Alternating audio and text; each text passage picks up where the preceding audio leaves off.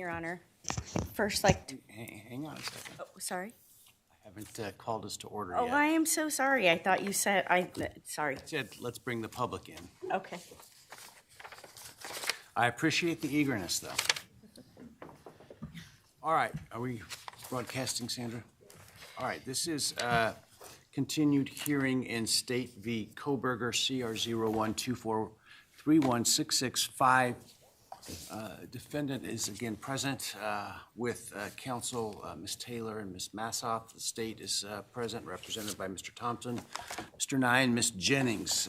This morning's hearing will discuss the motions to suppress and any evidence related thereto, as well as we'll get into the argument on that. So with that, I understand the parties are prepared to proceed. The defense, do you have witnesses to call this morning? We do, Your Honor. We have two. All right, who's your first witness? Corporal Brett Payne. All right, let's get going with that then. If Corporal Payne would step forward.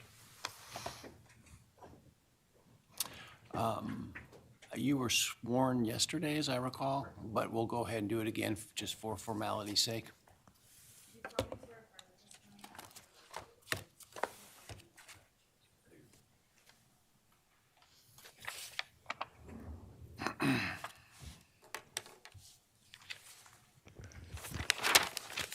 Good morning. Morning, ma'am.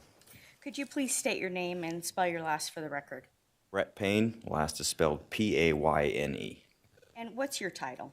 I'm the Detective Corporal for Moscow Police Department. Can you tell the court, I know you testified yesterday, but it was a different hearing, and so just to lay a little bit of foundation, can you tell the court your background in law enforcement? So I've been with Moscow Police Department for almost 7 years now. Prior to that, I was in the active duty military for 6. 3 of those were as a commissioned officer in the Military Police Corps. What is your role in this case? I was assigned lead detective in this particular investigation. And so, as lead detective, can you explain from your perspective what that has meant that you have done? Certainly. So it was my responsibility to basically view this investigation from a 30,000-foot view, if you will. Directly, it's the teams that were assigned to various tasks, and then taking all that information, synthesize it, put it back out to our group, and then eventually consolidate it into an affidavit. And in terms of that affidavit, yesterday there was some discussion and testimony about that and how it was created. Would you explain that? Absolutely. So the information was brought to us via various teams and specialists in their particular areas. For instance, most of the cell phone stuff was covered by Special Agent Balance from the FBI. All that information was brought to the team, relayed back out at least twice a day, and then as that information was essentially synthesized, it was put into a running document, a living document that is now known as Exhibit A. So when it was characterized yesterday as a group effort, do you agree with that characterization of it? Yes, ma'am. And do you know approximately how many warrants you worked on in this case? I don't, ma'am. Several. I don't know the exact number. Right. I'm going to walk you through several segments of different warrants, and some of this may seem choppy, but I'm going to try to do you and then Detective Mawry at once instead of bringing you back and forth. Does that make sense? Yes, ma'am. Sounds good. All right. And Judge, I have paper exhibits for you and for the witness, and so I'll go as fast as I can, but I want you to be able to look at what he's looking at. So we're going to begin with the first AT&T warrant.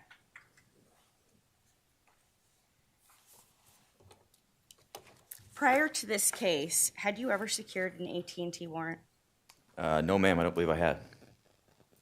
And so, given that, who did you rely on in creating the warrant for Largely AT&T? Special Agent Balance. Obviously, he's the CAS expert, so I relied heavily on his input. At the time that AT&T Warrant 1 was secured, were you co-located with Special Agent Balance? I believe so, yes. Can you, well, in terms of being more specific, it was December 23rd. Were you two co-located at that time? I believe so, yes. And I know co-located has been talked about in court a couple of times, but can you just explain what it means for you two to be co-located since he's from DC? Certainly. Yeah, he was in the same building as I was, just mere feet away from the command post. Okay, so when you say mere feet away, were you guys in like a cubicle setting or were you in offices with doors? What was this setting in terms of proximity to each other a few feet away? Yeah, separate offices with doors, but in the same second floor of the Moscow Police Department. Are you aware of Special Agent Balance in his work in doing AT&T records having any access to AT&T records without a warrant? I am not aware of that, no. Are you aware of him having any ability to review AT&T records through any portal without a warrant? Not to my knowledge, no.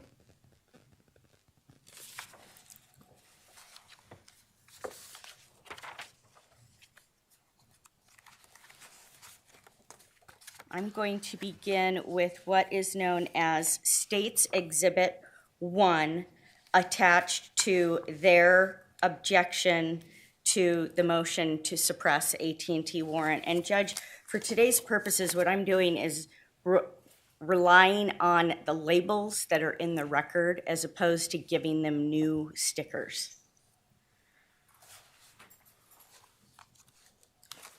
This has been marked previously as State's S1, or is that 8-1? I can't.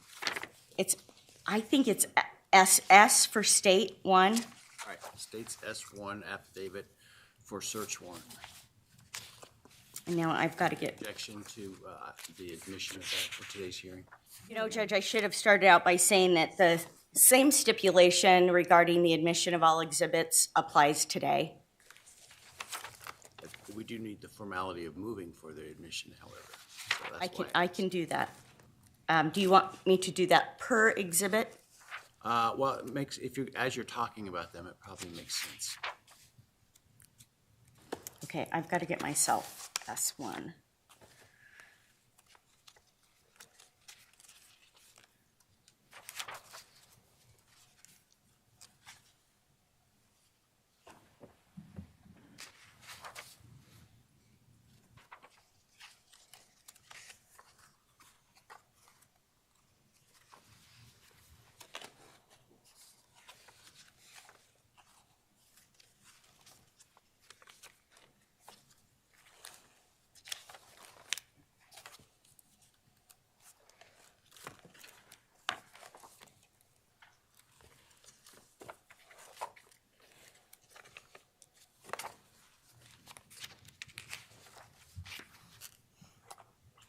Okay, Detective Payne, can you look at page 5? Yes, ma'am. On page 5, can you read what it says in the at the very end of the page in the sentence above wherefore that begins with the paragraph? It begins in support. Can you read that paragraph? Certainly. In support of the assertion as to the existence of probable cause, the following facts are offered based upon personal knowledge of affiant. See attached statement of Brett Payne, which is marked Exhibit A and incorporated as though fully set forth herein. And is that S1 the affidavit in support of the search warrant?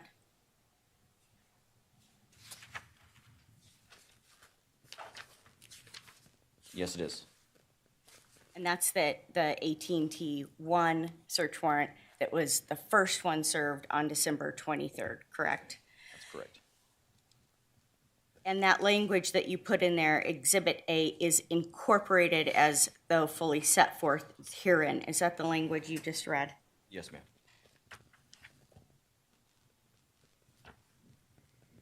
All right, I'm now going to hand you State's Exhibit 2 to the AT&T first warrant.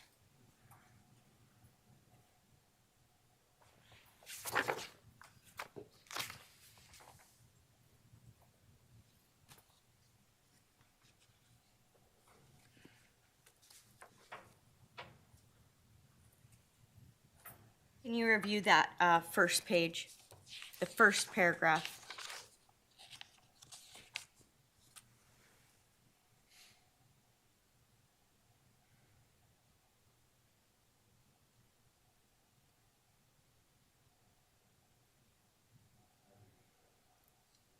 Of S2. Pardon? Are you seeking the admission of S2?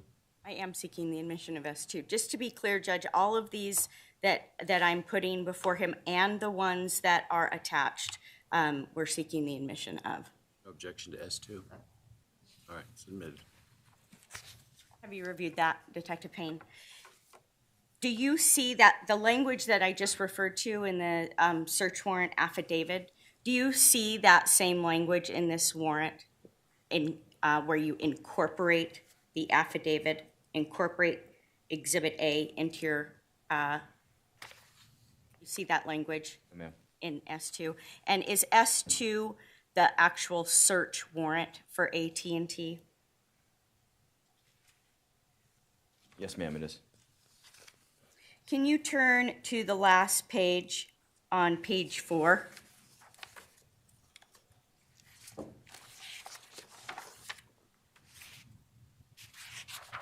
What time was the warrant served? 10:03 a.m. Do you recall that the return on that warrant came in at 3:30 that day? That would sound correct. I don't remember specifically. Would it help if I showed you the AT&T mobility propriety front page to verify? Yes, ma'am. Judge, I'm not seeking the admission of this, just for purposes of him being able to be certain. Sorry. The witness may be shown the document to refresh his recollection.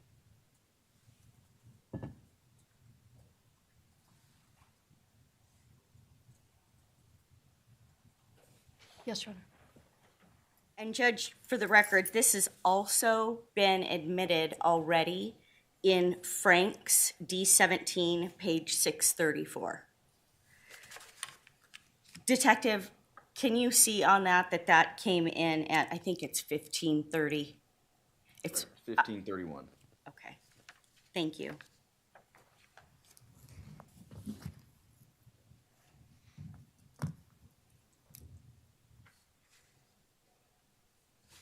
I'm now handing you Defense Exhibit A to the reply to the AT&T suppression motion. This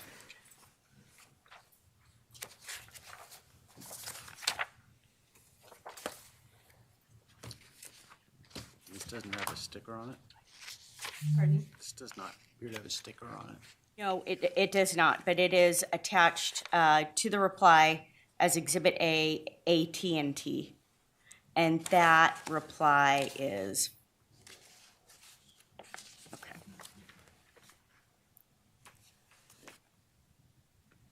Can you see line 4 there? Oh, sorry, Judge. Copy and put, let's just, do you have a number that we were going to call this? I would call it Exhibit A to reply, because that's what it is in the record. You see at the bottom of the page where it says Exhibit A, AT&T? So this is the return of the warrant of S2? Yes. All right, let's call it S2.2. Or 2.1, pardon me. That's fine. The fact that it's associated with that particular warrant.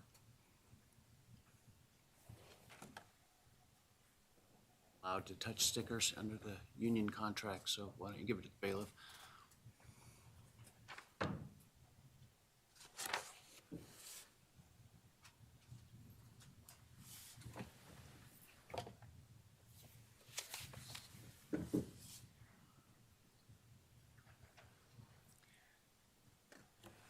Detective Payne, on page 2 of that Exhibit A, it's actually just the front page where it says Affidavit of Brett Payne. What does paragraph 4 say? Paragraph 4 or line 4? Line, well, 1, 2. blind for? It says the warrant was served on 12/23/2022 by email, fax, etc. So do you know exactly what method was used? I don't remember. Okay. And it says warrant in that line, right? Yes, ma'am. Does it say anything about the affidavit in support of search warrant accompanying the warrant? Oh, ma'am. On the next page, the receipt and inventory of warrant, do you see that? Yes, ma'am. Can you look at description of property? What does that say? It says 509-592-8458. Can you explain how that's a description of property and what that means? It just means essentially that there was the information retrieved as a result of that phone number being queried with AT&T.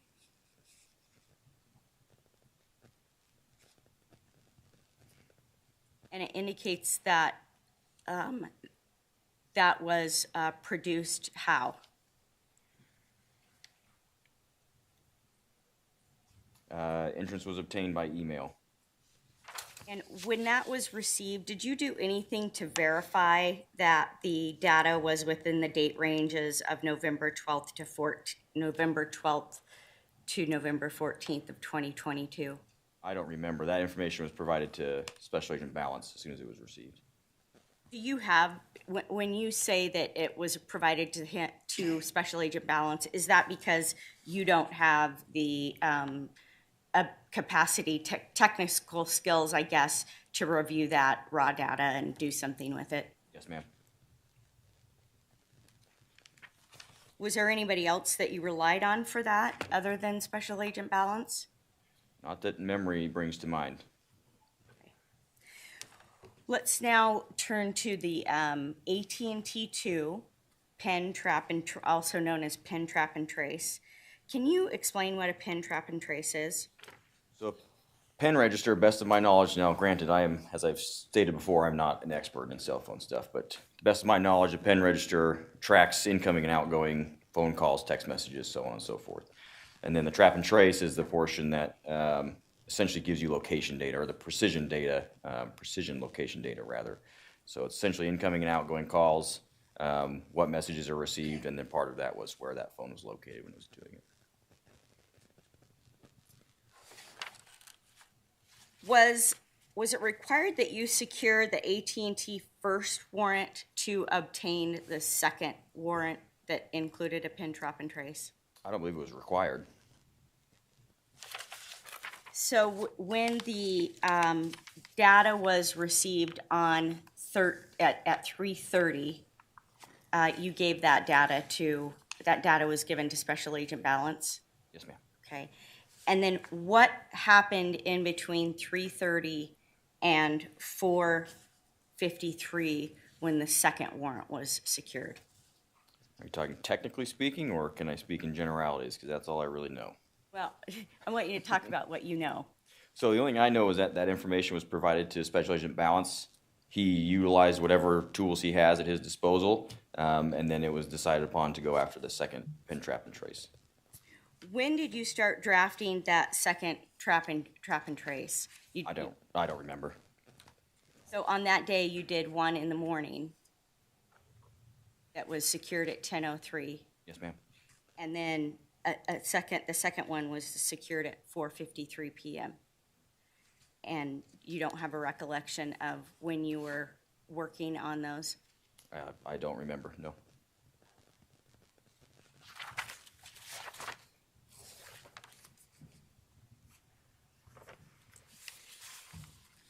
All right. I think you have State's Exhibit 2 in front of you. Yes, ma'am. Can you flip back to that one? Can you see on page 1, what does it say that the time of that warrant was obtained?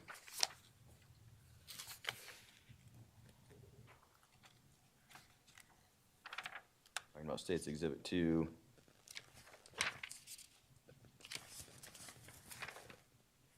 Oh, 10:03 is what it says. Is that what you're referring to? No, I'm referring to the return, which should be in, I might be referring you to the wrong exhibit. Point 1, I believe. And that was at 453. The second warrant was obtained at 453. I might not have handed you pin trap. I don't think I have that one.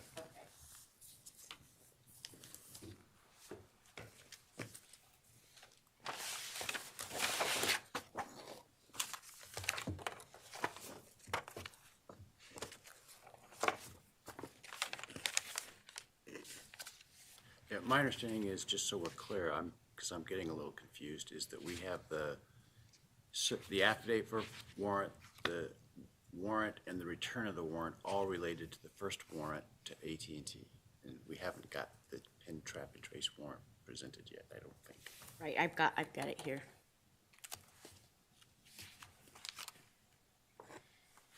And Judge, for clarification purposes too, today as we're going through testimony, my plan was not to go through every single warrant that we're arguing about and get it in front of the court. I'm really trying to take kind of a scalpel approach on the issues that we want to point out to the court.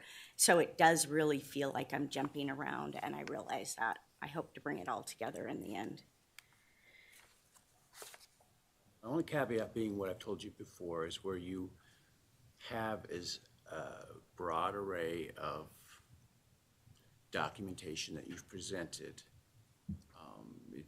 the court will not scour the record to find support for your motions that's not pointed out to the court specifically. And that's well established with case law from the Idaho Supreme Court. And Judge, that's why I am trying to grab the pieces and parts that I want you to be able to identify, and that's why I'm putting the paper in front of you. So I'm hearing you when you've asked us to do that.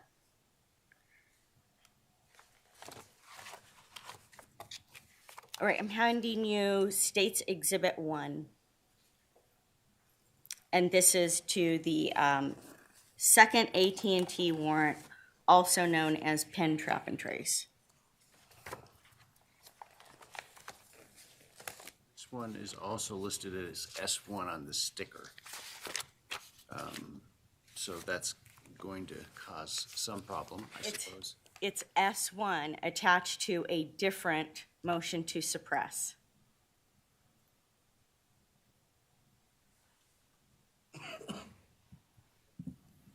Well, hopefully we can figure it out when we're looking at the entire record. But Yeah. And what I think, Judge, when you are going back and working with your clerk. my concern, frankly, I know what all the documents are and what they relate to. Yeah. My concern is a reviewing court's ability to understand what you're talking about in court today and trace it to a stack of documents.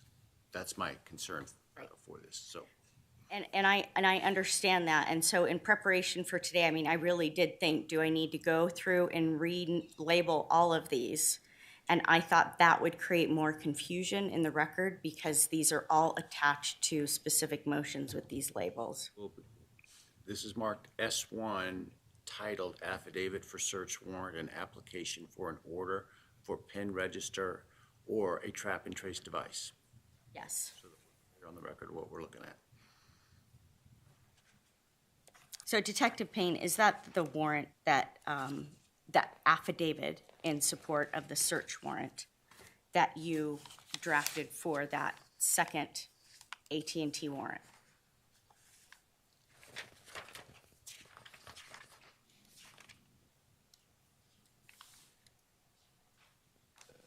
Yes, ma'am. On page 11,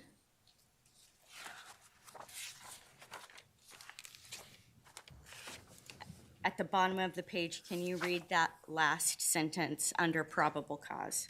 Certainly. In support of the assertion as to the existence of probable cause, the following facts are offered based upon personal knowledge of the affiant. See attached statement of Brett Payne, which is marked Exhibit A and incorporated as though fully set forth herein. All right, I am now handing you S2, which is the search warrant and order authorizing installation and or use of PIN register trap and trace device and non-disclosure order pursuant to Idaho Code 18-6772.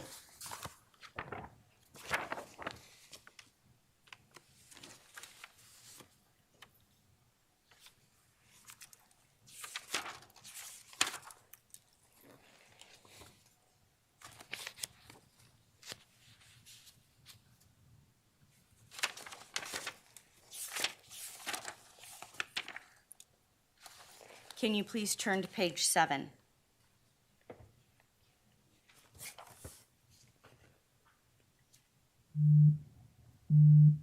Can you see what time that was obtained?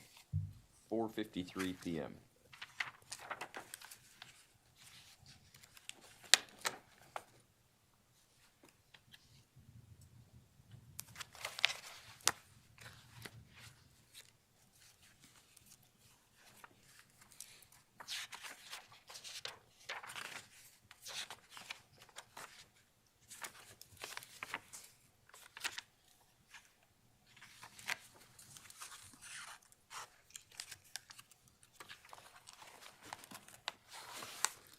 I'm now handing you what is titled Return of Search Warrant, Exhibit A to Trap and Trace.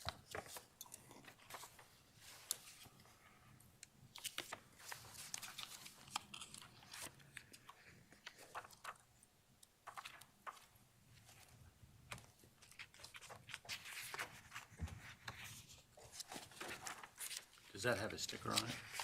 Pardon? Does that have a sticker on it? No, it does not.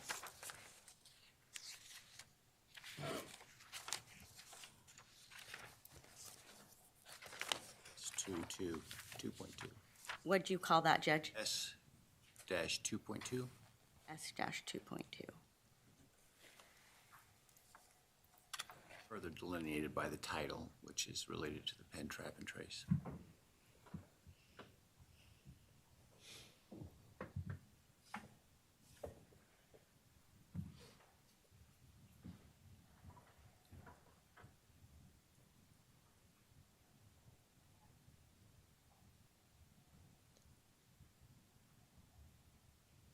On page, can you look at page 2? You see the top, who does it say it's the affidavit of? Corporal Brett Payne. Are you looking at Exhibit A, page 2? Oh, correction, I see what you mean. Affidavit of Lawrence Mawry is what it says at the top. Right, and then, but is that actually your It is, yes, ma'am. affidavit? Okay, so that was a mistake. Yes, ma'am. I'm sorry, what were you looking at? On page 2, the top of it says affidavit of Lawrence Mawry. Oh, gotcha. It's the affidavit of Corporal Payne. A heading problem there.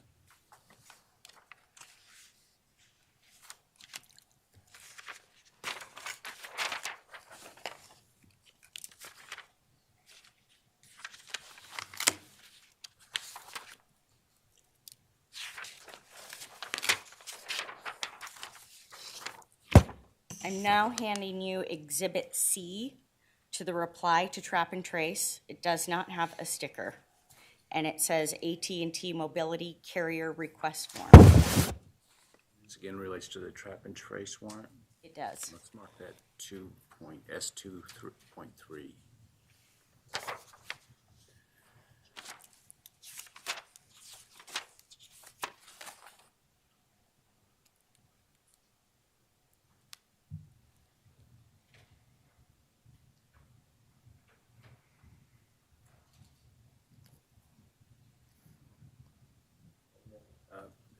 In the next day or so, if you would provide a formal identification list, if you will, of the exhibits that you'd stipulated to admission to yesterday, as I don't think we went through those individually, just so that there's a record of that. We can do that. Might take us a couple days, but we can do that. Can you look at, are you looking at that Exhibit C, Detective? Was cell site location data requested for this warrant on this page? Yes, ma'am. And was a timing advance report requested on this page?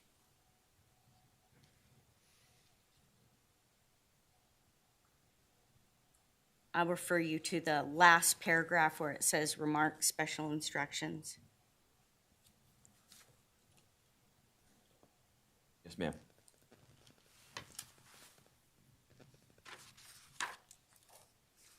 And do you see any reference in this document indicating that the affidavit in support of search warrant was included with the warrant?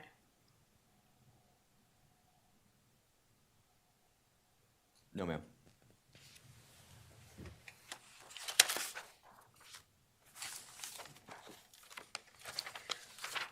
Okay, the next warrant I want to talk about is Apple.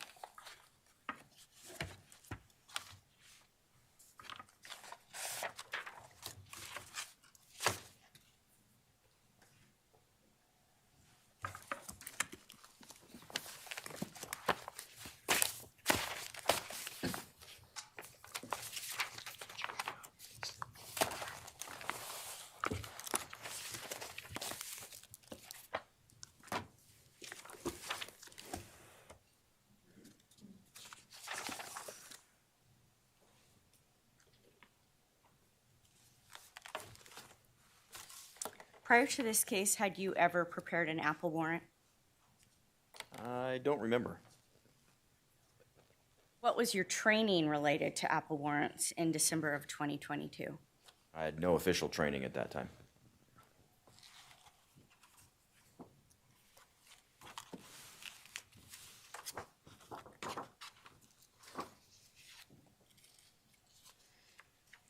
I'm handing you what's been marked as Defendant's Exhibit A. It does have a sticker, and it's to the Apple motion.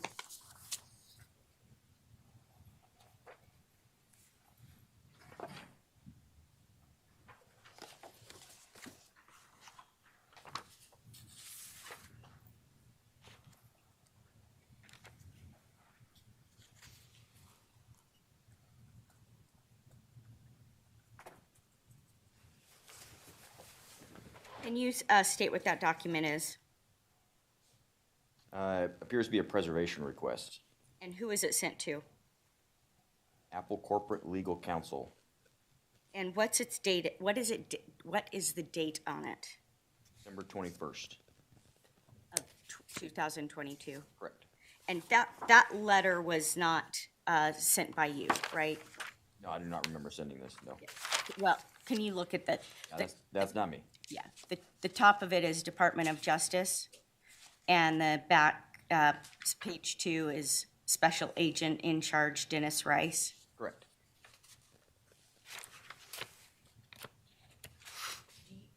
How was the DeSales email account known at that date?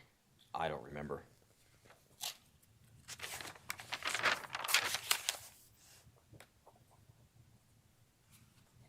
How did you become aware of an Apple product in this case? Memory serves, when the search warrant in Pennsylvania was executed, there was an iPad that was located in one of the shared living spaces in the home, and there was a receipt in his vehicle, in Mr. Kohberger's vehicle, that was found for an iPad as well. And during the home search, was the iPad seized? It was not. Why not? It was in a shared living space.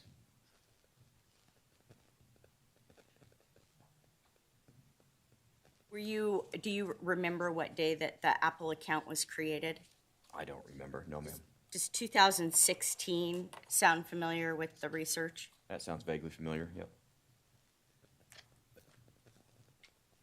And you mentioned the receipt that was found in his car. Do you recall the date that indicated that an Apple product was purchased? I do not remember. Right. I will show you State's Exhibit 1.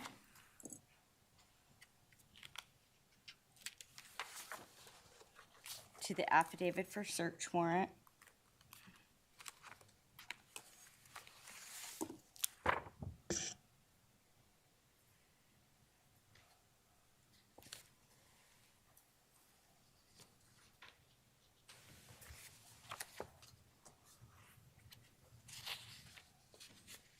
And I believe it's tabbed, the receipt. This is State's Exhibit S1 affidavit for search warrant to Apple Inc.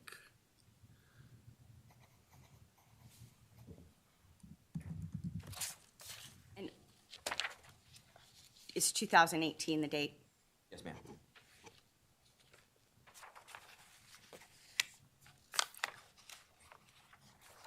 Where did you get the form to prepare the Apple warrant? Form? Be more specific? Correct, the search, so you're looking at the search warrant affidavit, and inside of that affidavit is a long list of items that you request. Yes, ma'am. Where did you get that information to be able to include that? That was all provided to me from the experts in that particular field.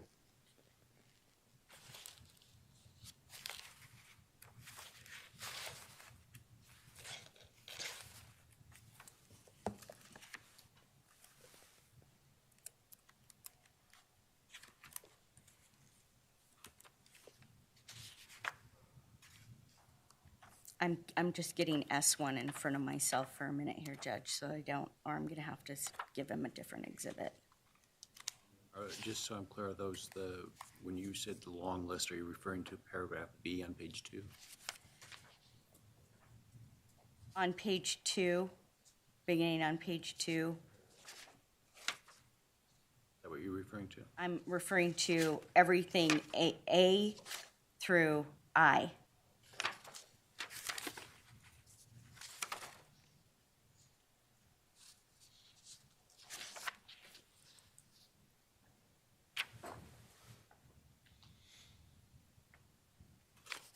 I'm sorry, was there a question pending? I kind of threw us down a side alley there, so I apologize if there was a question pending that I threw you off from.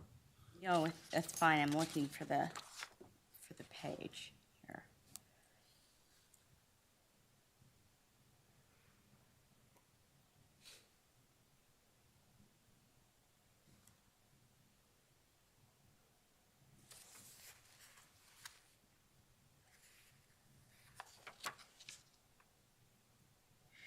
Do you recall that in your affidavit, there's reference that iOS devices can use an iCloud account to back up the iOS device? Yes, ma'am. That sounds familiar.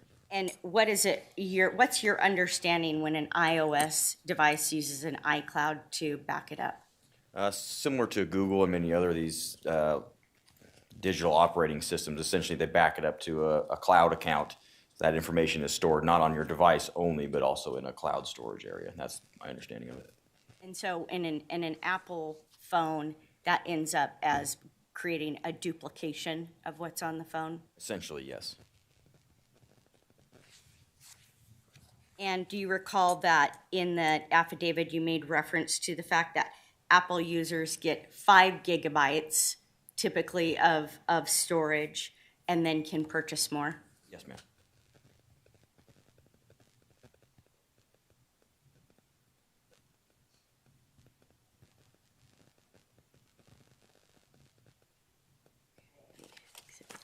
D.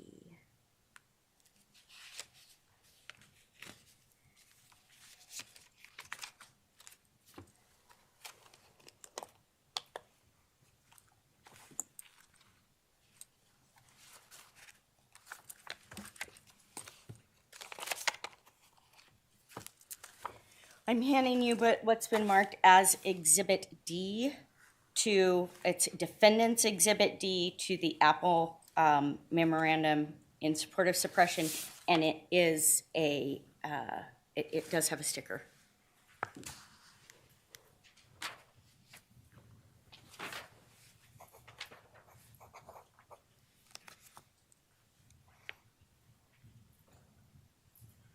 All right, it's marked Defendant's Exhibit D, date 11/14/24, entitled Affidavit for Search Warrant, directed to Apple Inc.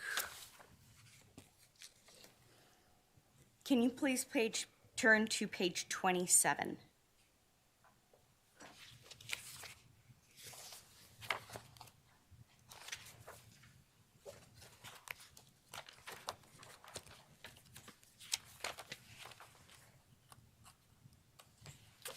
The actual warrant itself that you're, Yes. yes, ma'am.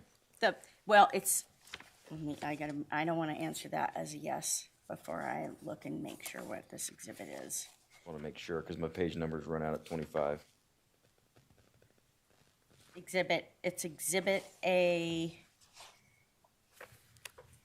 and it's to the Apple warrant. It says, so Exhibit D, Apple, at the bottom, that page says page 27, but above that, it says page 23. Yep, I'm there. Okay. At the top, it says, on January 27th, Apple Inc.'s Privacy and Law Enforcement Compliance Office responded with the requested records. I'm not there, so can you? Oh, I'm give me some sorry. direction? Are we looking at state Exhibit D. D? Yeah, page 27 of my marking bait. So it says Exhibit D Apple page 27. On January 27, 2023. Yes. All right, go Yes. ahead. On January 27, 2023, Apple Inc.'s Privacy and Law Enforcement Compliance Office responded with the requested records. Can you explain what Apple responded to? I don't remember what all they responded to. They responded to the search warrant and all those listed items that were in the warrant itself. And the warrant, the date on this, if you will turn to, let's see.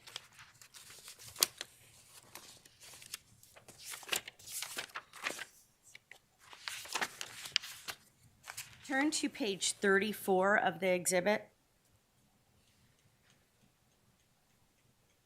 Do you see the date of the warrant? 1st of August.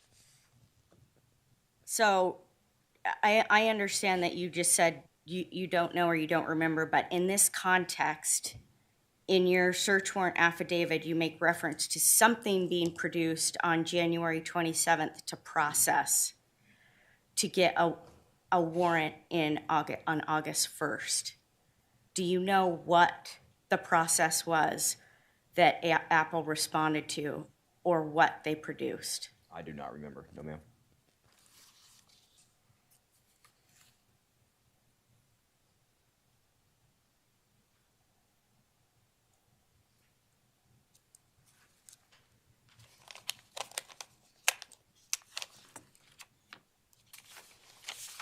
I am handing you Defendant's Exhibit B to the Apple Defendant's Memorandum in Support.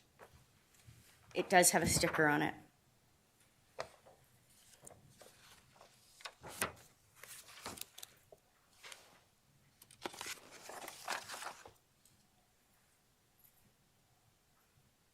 All right, the exhibit, just for the record, is Defendant's Exhibit B, date 11/14/24 on the sticker, and the title is Certification of Apple Inc. Custodian of Records. Detective Payne, on this, there's a certification. This document is a certification of Apple Inc. Custodian of Records. Do you see that? Yes, ma'am. And it indicates that records are certified and being produced from legal process served on to Apple on January 12th, 2023. Yes, ma'am. Do you see that? What was served as legal process on Apple on January 12th, 2023? I don't remember.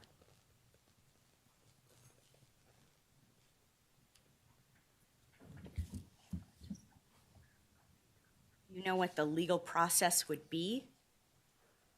I don't remember what that would have been.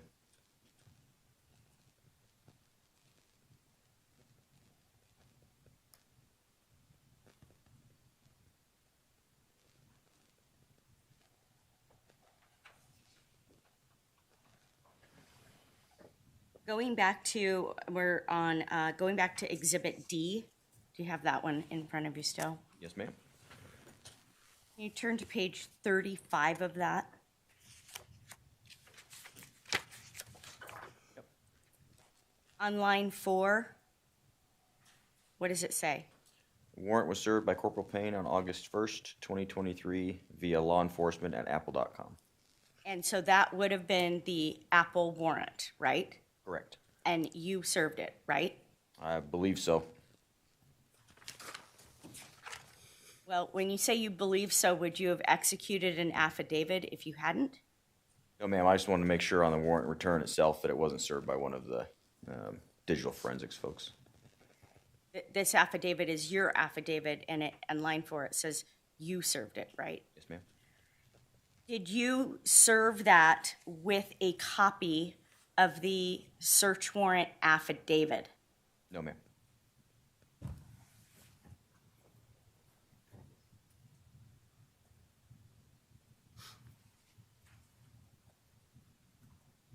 Was it your practice in serving all of these warrants that where you actually did service that you would serve the warrant only? Yes, ma'am.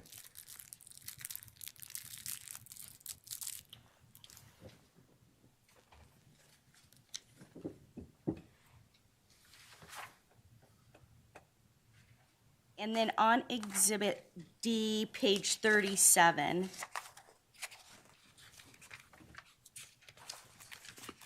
Okay.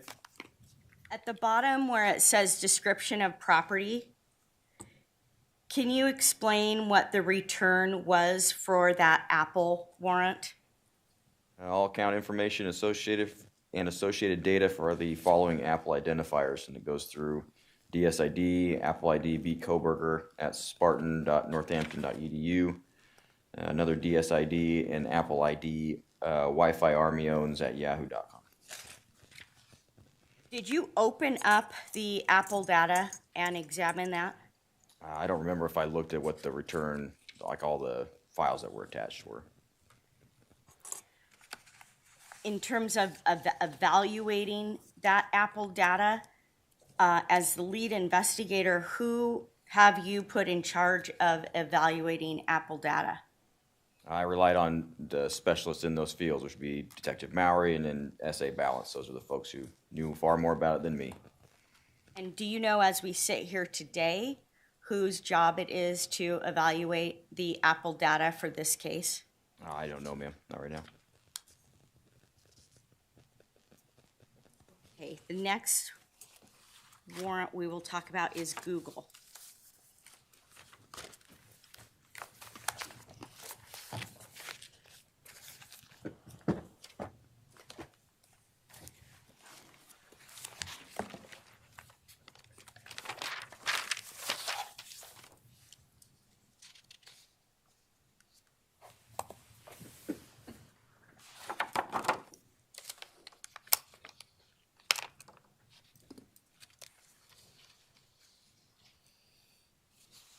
I'm handing you what's being marked as Defendants D to the Google memorandum in support of suppression.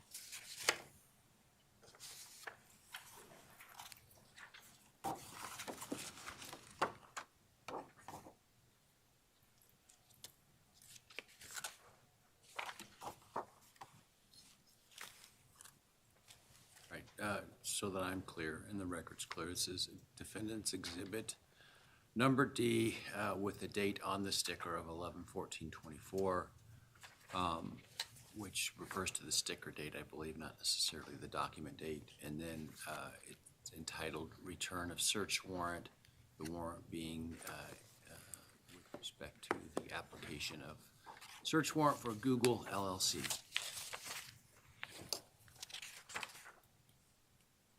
That, as the other documents that were proffered, are admitted. Did you prepare the Google warrant returns Exhibit D? Yes, ma'am.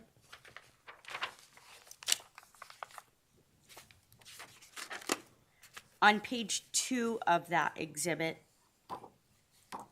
does your affidavit say Detective Mawry served the warrant through a portal? Yes, ma'am. How did you know that? Told me that. When did you get the return? When you got the return, did you review the data? I did not, ma'am. Did you take any steps to see if the return conformed to the warrant? I did not look at the technical data contained within. I believe it was a zip file that was downloaded from Google, if memory serves me correctly. I downloaded it and made sure that that was there. And do you recall that there were actually 3 Google warrants? Does that sound familiar?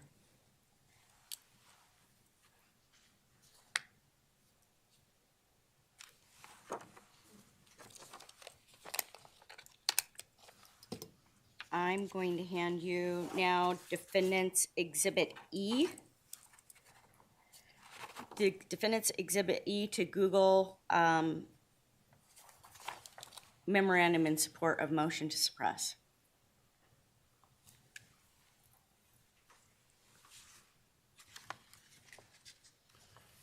All right, defendant's exhibit number E, again with the date on the sticker, 11/14/24. This is a receipt and inventory of warrant to Google.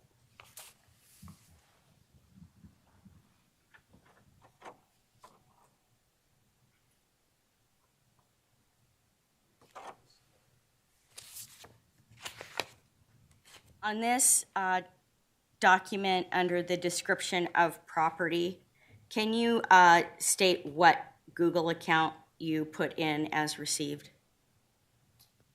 Zip files for all digital records for the Google accounts of Bryan Christopher at gmail.com and username spelled a bit different at gmail.com.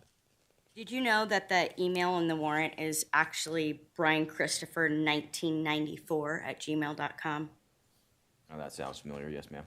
Okay. So on that description, is that a mistake? Yes, ma'am. And did you do anything to, I asked you this, but you didn't do anything to verify that the data that you received from Google fit what was requested in the warrant? No, ma'am. Not to my recollection. That's it for Google.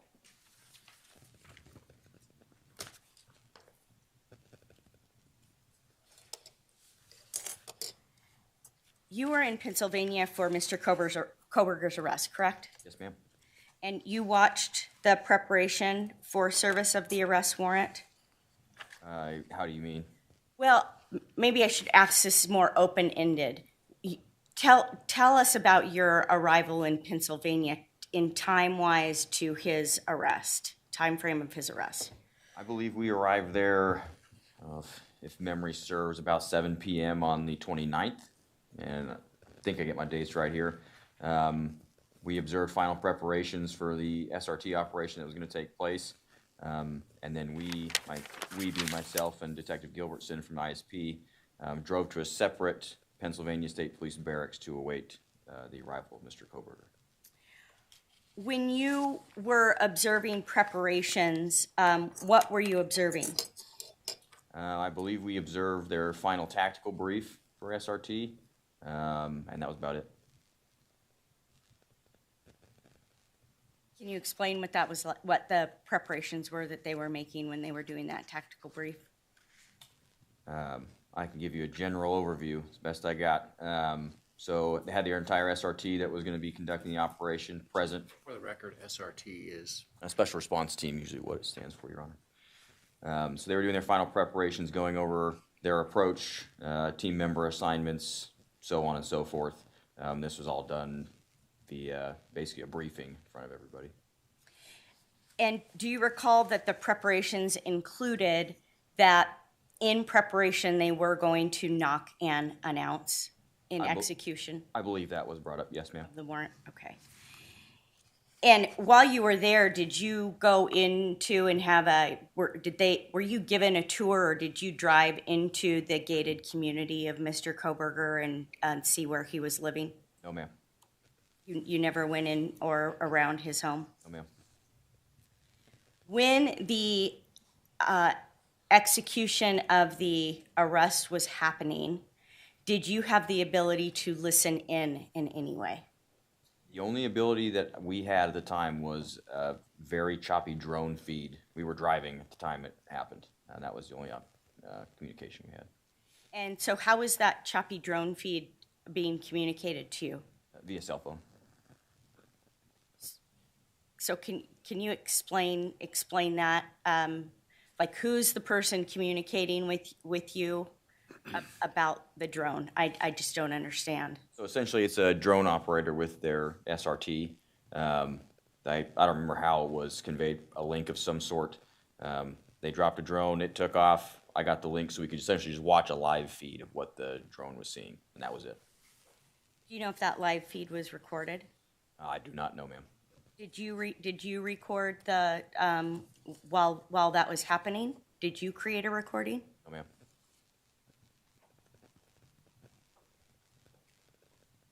What is a Bearcat? Bearcat's an armored vehicle used in SWAT operations. And do you know what role the Bearcat? Describe that vehicle again.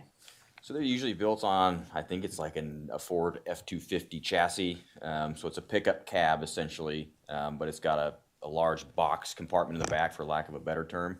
Usually has portholes on the sides. It's highly up-armored to protect the occupants, being SWAT operators. And they usually use them as an approach vehicle, so they have a covered location to deploy from. Is it a like a retrofitted military piece of machinery? No, ma'am. It's specifically a law enforcement piece of machinery, Yes, ma'am. and it sounds like it's really big. It depends on what you're comparing it to. I'd say it's no bigger than, if you were to have a pickup camper on the back of an F-250, something like that. And what's your understanding of where that Bearcat was parked for the arrest? I believe the Bearcat, if memory serves, drove up the driveway and just parked in front of the house.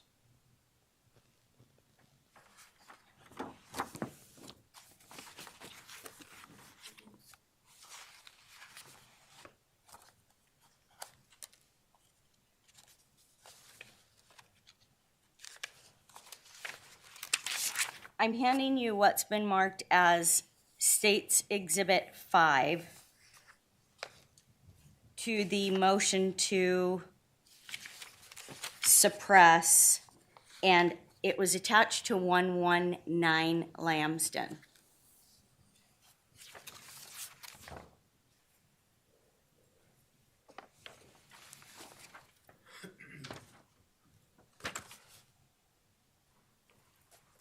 All right, this is marked with an exhibit sticker S5. Title of the document is Pennsylvania State Police. Heading with essentially a letter directed to Detective Payne.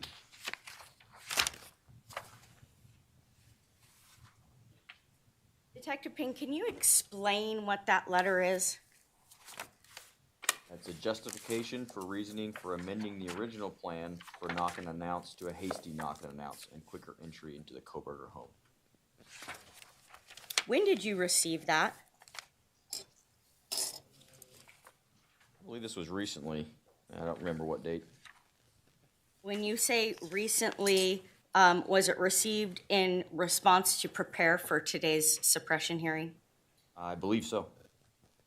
Do you know why Mr. Lang didn't date the letter? I have to ask him, ma'am.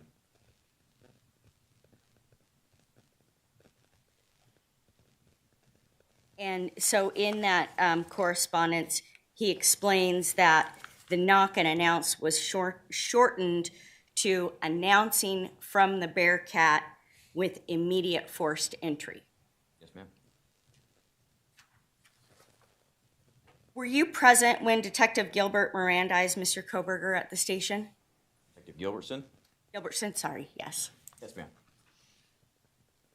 And that took place after Mr. Kohberger was first seized in his home, right? Correct. That also took place after he was transported in the back of a police car to the station, right? Correct.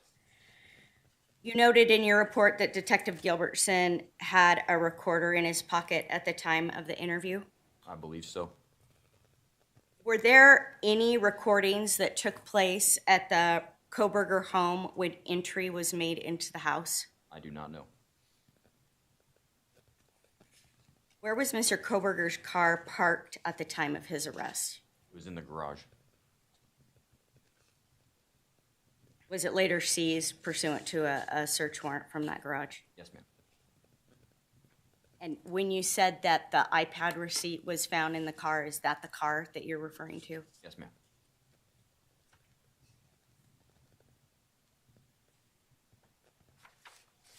That is all the questions that I have for you. Thank you.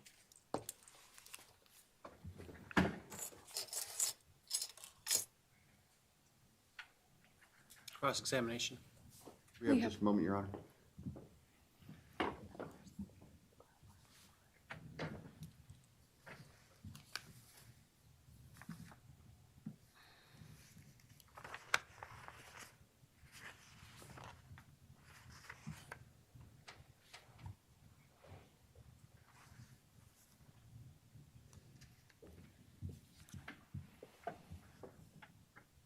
The state doesn't have any clarifications for this witness. All right, thank you, Detective. You can step down. Actually, can I, if you don't mind, I actually have a question.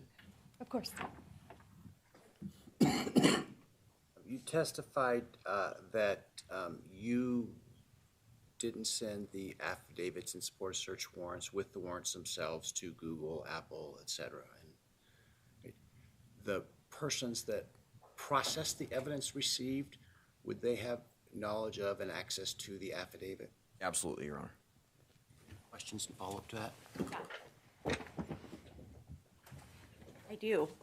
How would people that are getting an email through a portal, Apple, Google, AT&T, how would they have access to the affidavit? The question was the people that received the evidence, not the people who sent it. So in other words, the police and team that reviewed the evidence, did they have access to it? Not, that wasn't my question. Okay, I didn't hear you. You do Just have to clarify. You do have a soft voice, and I am losing my hearing. But so then based on that, how would those folks get access to the affidavit in support of the search warrant when they're reviewing materials? Just so I'm understanding you, those folks, meaning the people who work for these companies, is that who you're referring to? No, I think that's not what the judge was Correct. asking. I understand. He was asking that once that evidence is returned and you log it, his question was, do they have access to the affidavit in support of search warrant? Right. And your answer to him was yes, absolutely. Yeah. How? There were paper copies of it. It was no secret. It was shared freely amongst the investigative team. Okay, but not each person reviewing, various people are reviewing these, the electronic data for the some 67 devices and third-party warrant returns, right? Yes, ma'am. And in terms of my question earlier, which was who, I was asking about Apple, who's reviewing that data? Your answer was, I don't know, right? Yes, ma'am. So if you don't know who's reviewing something, how would you know that they have access to a search warrant and affidavit? Well, that's the beauty of having a collaborative team effort. If you share the information freely, it's not independent upon myself to provide that to them. Everybody has that information to reference. So is in the database that you're creating with this collective, I'll stop this, break this down. My understanding is that the collective document is Exhibit A, correct? Correct. And then when you attach Exhibit A to a warrant with Exhibit A to a affidavit in support of a search warrant, you also add additional language depending on who that warrant is for, right? Correct. Yes, ma'am. So there are over 100 different search warrant affidavits in this case. And it's your testimony that everybody who would have access to doing review of data has access to go in and look at what exact search warrant affidavit was executed? I believe so, yes. Okay. I have no further questions. follow-up from the state on that. All right, thank you, Detective. Judge, I think we don't need to step away, but I do need a break to organize my documents Just watch you. for the next witness, who will be Detective Mawry.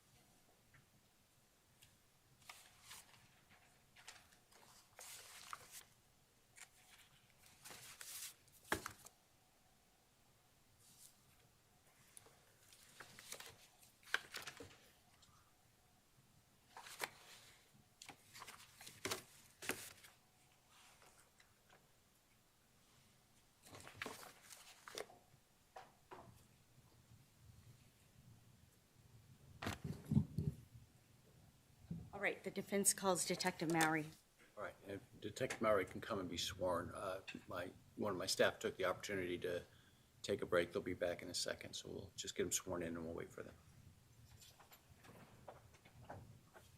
Do you solemnly swear affirm the testimony you're about to give now before the court is the truth, the whole truth, and nothing but the truth? I do. Thank you. And I think it's fine if you just want to start with his, if you're going to ask him his background, you can do that. Thank you.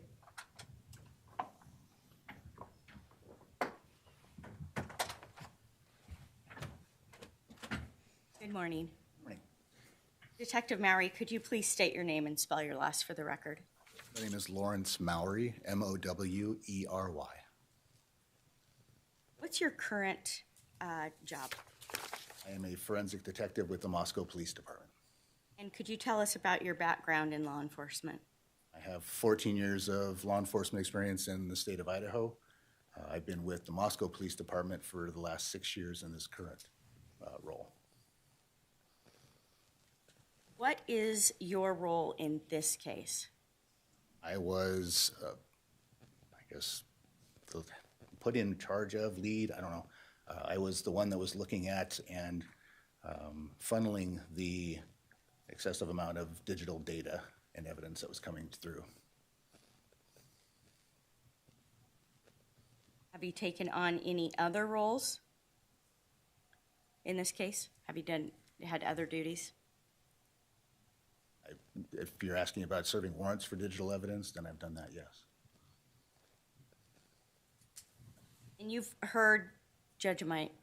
Yeah, you're fine. Go ahead. Okay. Do you agree that the Exhibit A that's been discussed was an attached to warrants, that was a group effort? Yes, Have you been a part of that group? I was. What role did you have in the first AT&T warrant? I don't recall specifically. I was there when it was being discussed.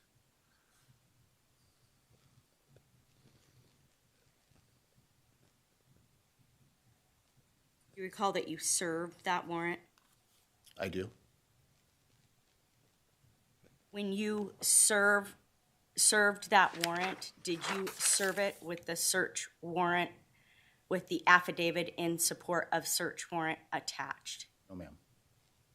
Is it your practice to ever serve an affidavit in support of search warrant with the warrant? No, ma'am.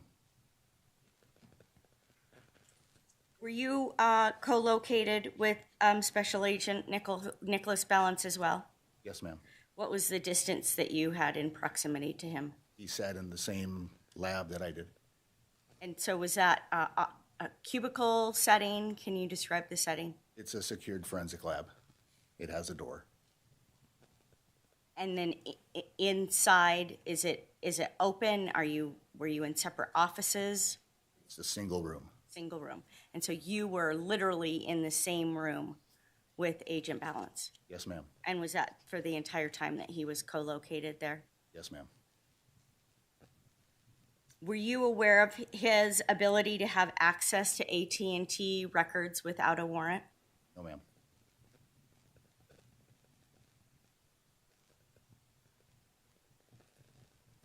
All right, I want to talk now about the cell phone, also known as the USB.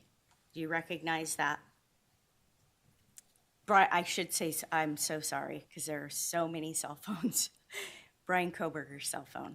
I want to talk to you The about. physical cell phone or the data from the cell phone? We're going to talk about both of those. So for purposes of today's argument, we've called it cell phone / USB. How did the state come into possession of Bryan's phone? Obtained via the warrant in Pennsylvania. Was a copy of that phone made prior to the search warrant being signed? Which search Copy warrant? of Bryan's cell phone. Again, I'm asking which search warrant. You're talking about the one from Pennsylvania or the one that we requested once the data returned? I'm talking about when it was first seized, so it'd be the first. The Pennsylvania one? Right. I do not know.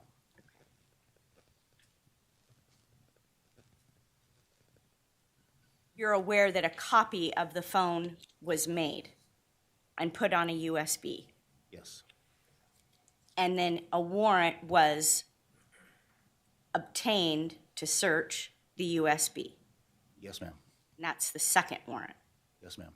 Was the cell phone searched prior to the warrant for the USB?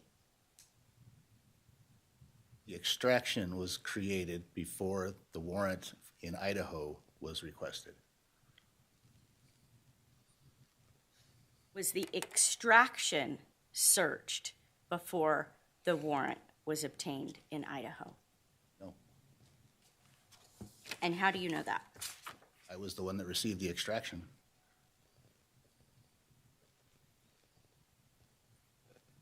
The extraction, where was the extraction made? Pennsylvania. And who made that extraction? I believe it was Special Agent Tanzola.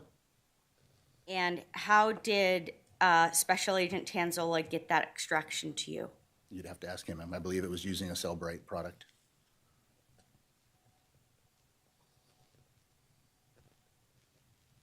So what about is the USB not a physical box of the extraction, or is it all digital? USB is just a storage device that the data would be placed onto. So with the extraction and the USB, can you explain the process of the extraction being made and it getting to you and it getting put on a USB? Normally, in a forensic environment, the device is extracted. That extraction can then therefore be placed onto a different storage device for evidence storage or for sharing with other forensic investigators. And so you said normally, but I'm asking you specifically to Bryan Kohberger's cell phone. The data was placed on a storage device by S.A. Tanzola and provided to me. Okay, and how did you get the storage device? I believe it was brought back. I don't recall how I was given to it. It was still in the FBI packaging. Do you have any personal knowledge of whether or not Special Agent Tanzola reviewed the data of the extraction before the search warrant in Idaho was obtained? I don't recall.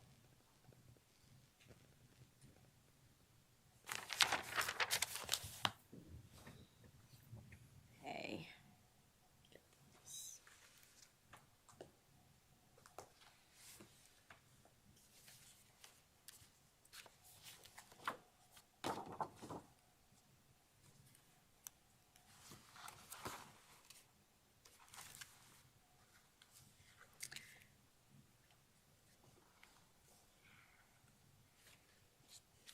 Judge, this is one you don't have yet either.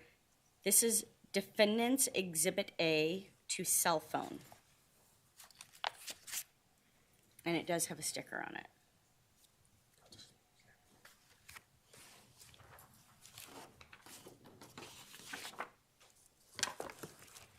Do you have an extra copy of that? Pardon? Do you have an extra copy of that? No, one's, I handed two, right? Yeah, and just going forward, I need 2 copies. I will. I heard that message yesterday, Judge, and I apologize. Moving forward, I will make sure that there's that extra. I'm assuming you went up for your clerk, so. My staff attorney, Yeah, yes. yeah.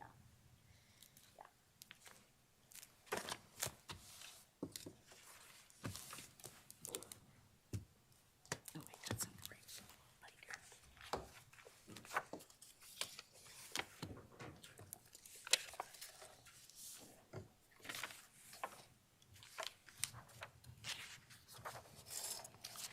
And just for the record, as I've been doing, this has been marked Defendant's Exhibit Number A with a date on the sticker of 11/14/24.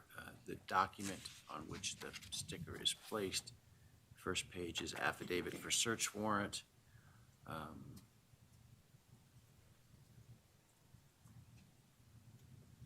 Directed to the Moscow Police Department Forensic Lab.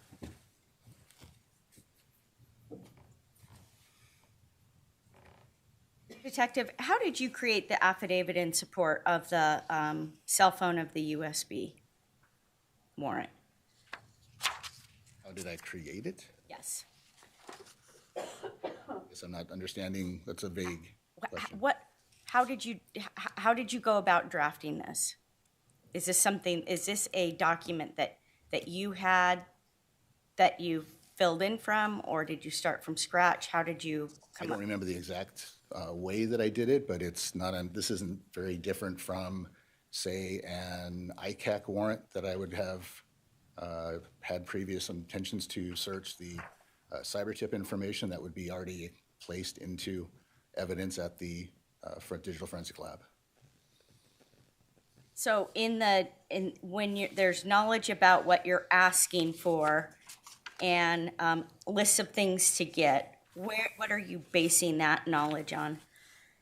I would be basing this on information that I've done in previous cases, other warrants that I have served, and other warrants that I have viewed from other investigators throughout my time.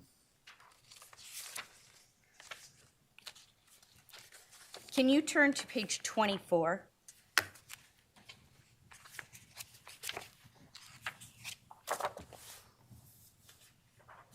You see that page? Yes, ma'am.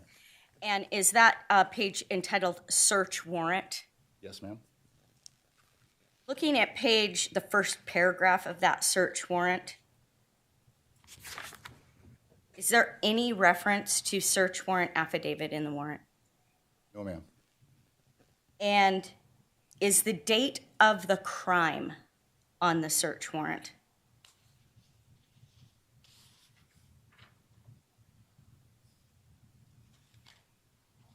No, ma'am. On page 25, can you turn there? There's a directive to search the premises. Do you see that? Yes, ma'am.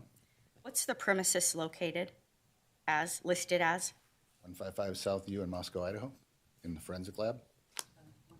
155 South View, one word. Does it say USB in that descriptor?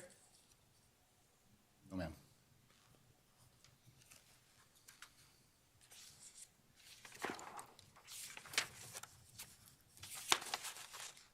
Can you turn to page 28?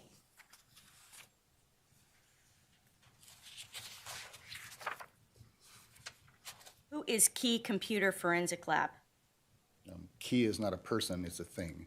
It unlocked the secure cubicle that the USB was placed into by myself so that it was secured. I had the key, and entrance was obtained by Key in the Computer Forensic Lab.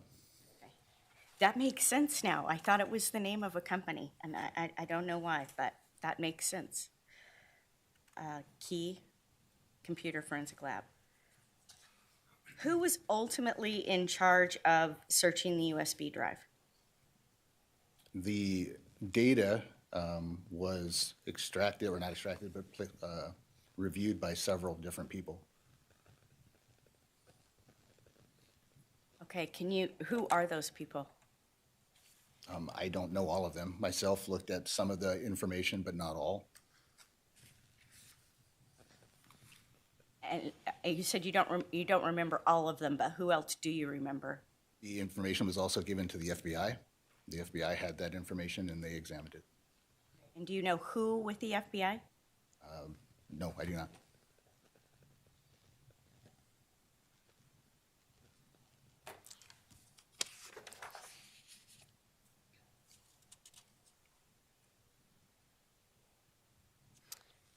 Can you turn to page 27?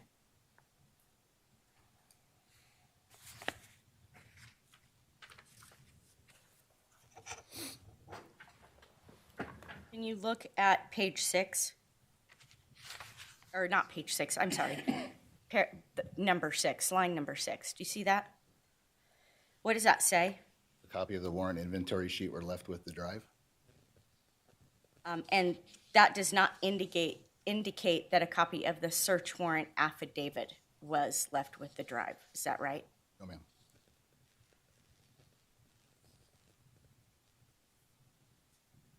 Okay, I want to talk now about Amazon. Did you swear to several warrants for Amazon? I did.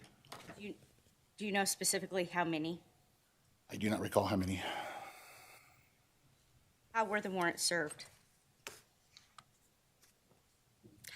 How did you serve Amazon warrants? I believe that Special Agent Michael Douglas assisted in service of those.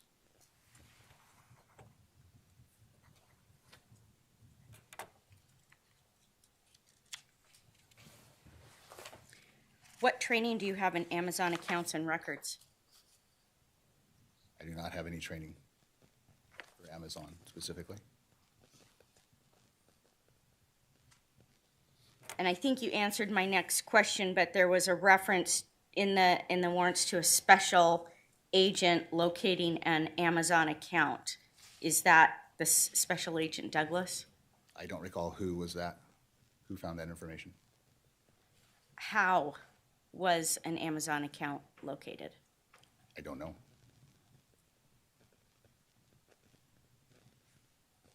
In your affidavit, where you've got language that talks about what Amazon holds and how it identifies and the list of items that can be collected, if you don't have any training in doing an Amazon warrant, how did you know that, to put that? I was relying on the experts that have worked with or served in warrants to Amazon previously. I believe that information came from Special Agent Michael Douglas. And in your affidavit, did you indicate that that was based on your knowledge or on someone else's knowledge? I based it on mine because I spoke to Special Agent Michael Douglas about it, and he was the one that informed me that this was the information that we could request. And so did he provide you with a kind of a mock-up affidavit to use so that you would know what language to include? I don't remember if he gave me a mock-up, but obviously he would have helped me with the wording of it. The wording of the warrants is pretty technical, right? All the list of items that is asked for? Any electronic service provider usually has their special way of asking for things. And so since you don't have training in Amazon, you relied on Special Agent Douglas for that? Yes, ma'am. Okay, Google is the next one I want to talk to you about. What's your training about Google? Again, I have no specific training to Google. I've served various email or warrants on Google for other means. Is your experience with Google isolated to this case? No. You'd done Google warrants before? Oh, yes.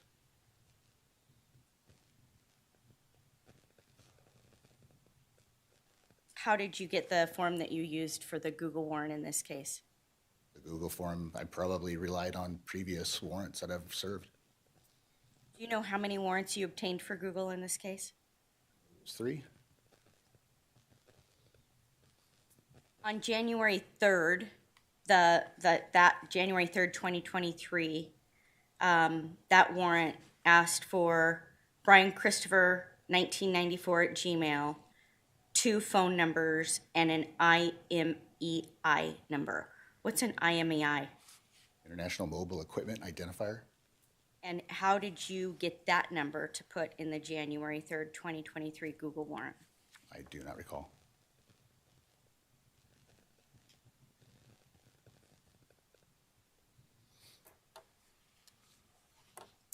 Okay.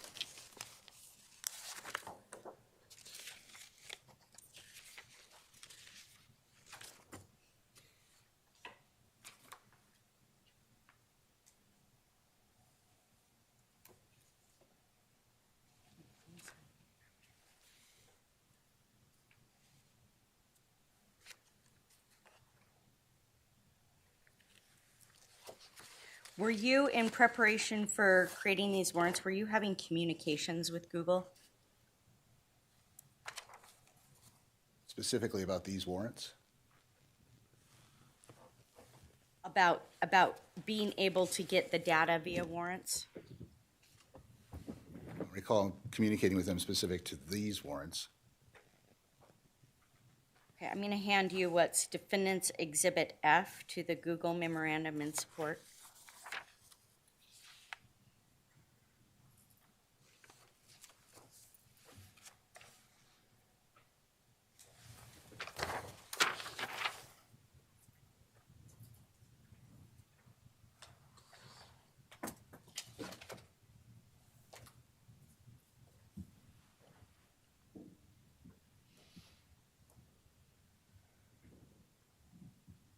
You recognize that? It appears to be an email between myself and a Francis from Google. So is this how you were communicating with Google via email? I was communicating with Google for other, I'm not sure if this is the one for this specific warrant, I guess is where I'm getting at. There was question of what Google could provide. We served Google at one point with a warrant, and they said it was,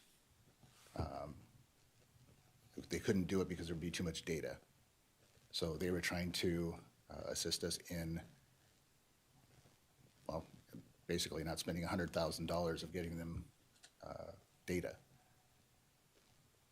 So to be clear, when I'm talking about the communications generally, I'm talking about your communications with Google about all the warrants. So was there email and telephone communications or just email? I believe I spoke with their legal representation on the phone. I don't remember if there was other conversations. Do you understand the difference between a personal account and a not personal account on Google? I do not. Well, there's reference to DeSales and DeSales helping from their end. Can you explain that? I don't recall what that means. Do you recognize what DeSales is in the course of this case? It references an email address that was associated with the defendant. Okay, and that email address associated with the defendant is a college that he attended, right? Yes. And so what was there communication with DeSales about them not wanting to produce records pursuant to a warrant because it was educational records protected by federal law? I was part of a little bit of that. Officer Detective Payne knew more about that conversation, but yes. And so what I'm trying to understand is what was DeSales doing to help? I believe DeSales was just waiting for a warrant. I don't recall completely.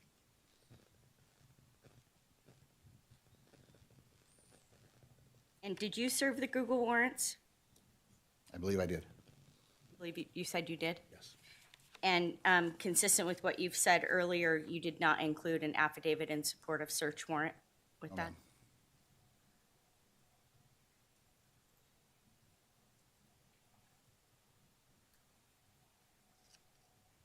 Why did you choose the timeframe of January 1st, 2021 to December 30th, 2022?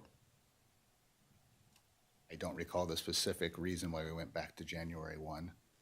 It was to include the time that we believed that the defendant had entered Washington, to become a student nearby the crime scene, and just prior to that. But you know that he didn't come to Pullman, Washington until June of 2022, right? Correct. Did you review the Google warrant return emails? Yes. Did you review, so you said you reviewed them. Are you the one who's in charge of evaluating those materials for this case, or is that designated to somebody else? The materials came to myself, at which time it was disseminated to other investigators and the FBI as well. Is it fair to say that between warrant 1 and warrant 3, it's gone from 2 gigs to over 13 gigs of material? It was substantial information. And have you done anything to verify whether or not the materials produced are within the scope of the warrants? I usually made sure that they were from that specific account when it's received, but I did not go into depth of the evaluation.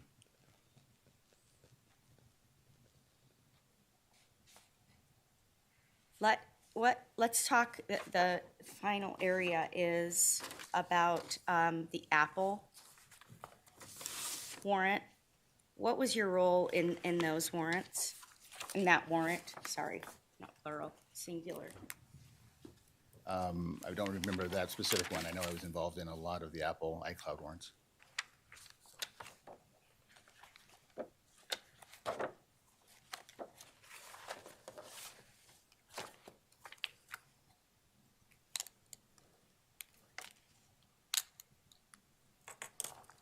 What kind of communications did you have with Apple to facilitate getting the warrant? I don't recall prior to. I'll hand you what's been marked as Defense Exhibit C to the Apple warrant. It does have a sticker on it.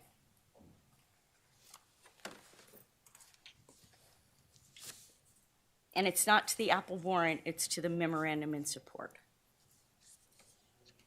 Exhibit C attached to their memorandum dated, exhibit sticker dated 11/14/24. Appears to be a printout of some emails.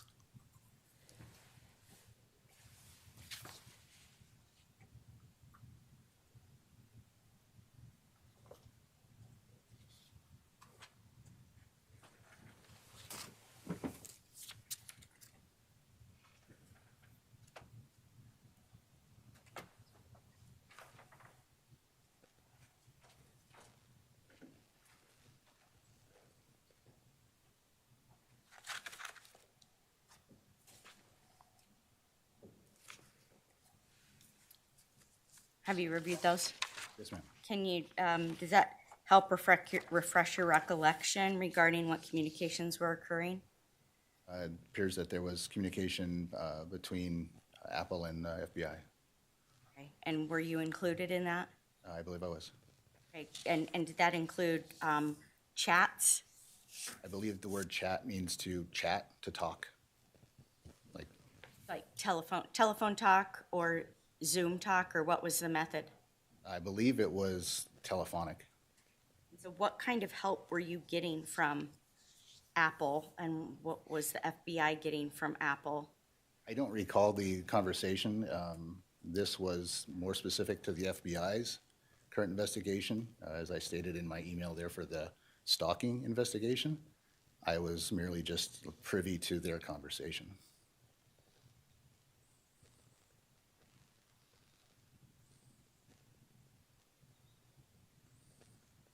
Have all of their materials related to that been turned over? Who's there in that sentence, Counsel? Pardon? Who's there in that sentence? Sorry, FBI. I do not know. I wasn't, yeah, I don't know. I have no further questions.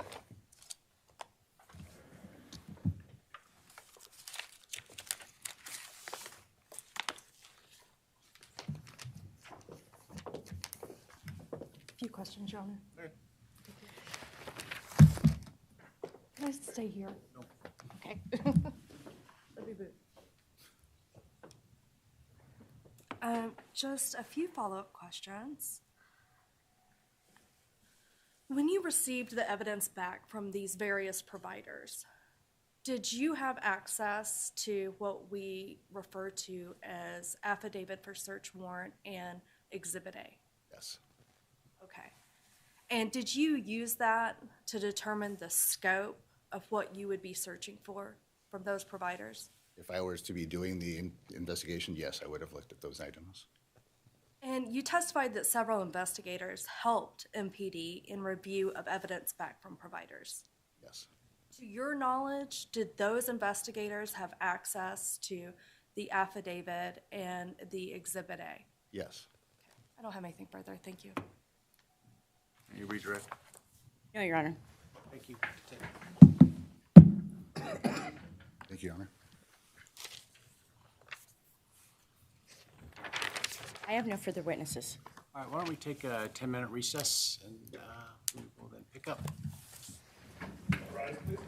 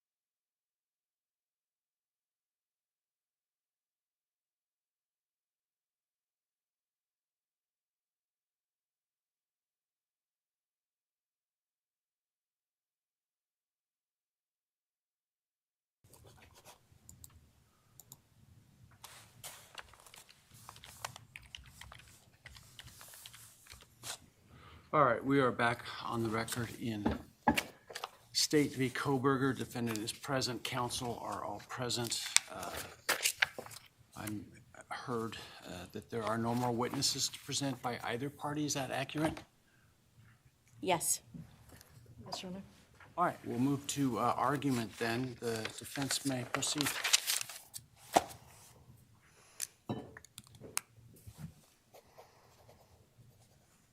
Judge, I'm going to cover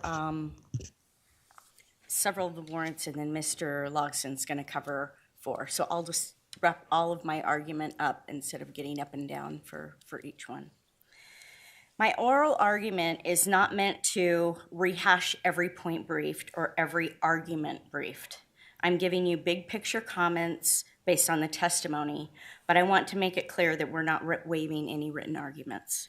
While I question Corporal Payne and Detective Mawry about some exhibits, but not all, it was not an indication that others are not important. I wanted to make important points, but not belabor.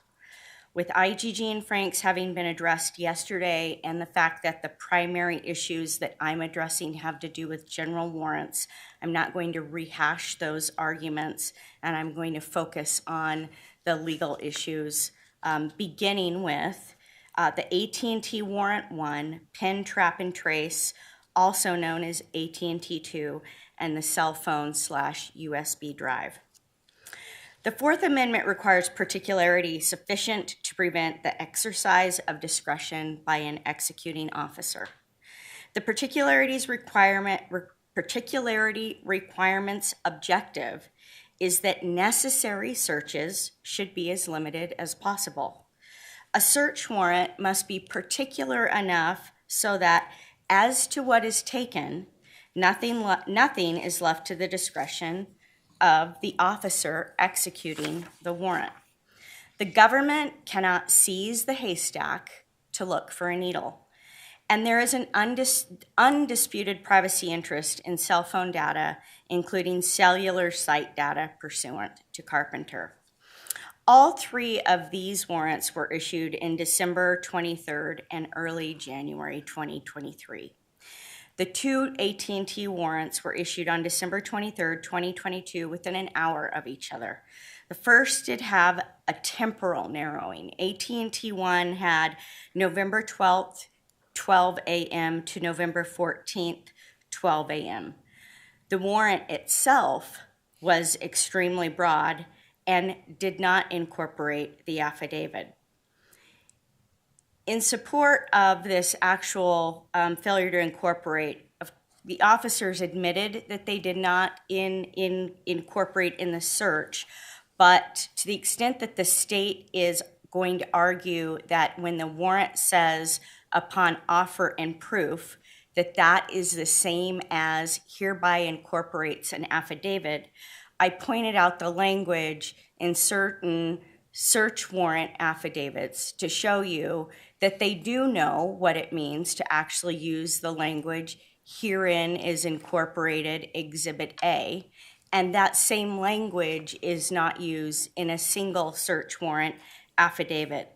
So the incorporation that would be a remedy for this issue potentially of particularity doesn't exist when the search warrant affidavit is not included. Even if, for some reason, you were to determine that there was English language meaning upon proof and oath is the same as hereby incorporated, the language in the search warrant affidavits themselves is extremely broad. The affidavit of return signed by Detective Payne, this is on AT&T 1, says that the warrant was served by email, and as he indicated, it did not include the search warrant in support. The description of the property in Exhibit A to AT&T described the property as just a phone number with no other description of the property, which indicates a lack of knowledge of what was actually seized and going to be searched. The second AT&T warrant and install pin trace was requested within 1 hour of the first warrant return at 3:50. The data from warrant 1 was analyzed such that by Special Agent Balance, such that Detective Payne was relying on Balance in his affidavit to support it by saying that the data that had been in their hands for less than an hour supported that the phone was possibly off going south on Pullman at 2:42 a.m.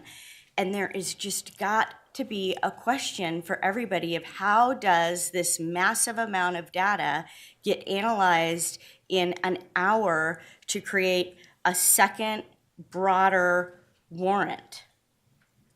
The warrant language in AT&T2 pin trap trace is extremely broad, and the time frame goes from June 23rd, 2022 to present.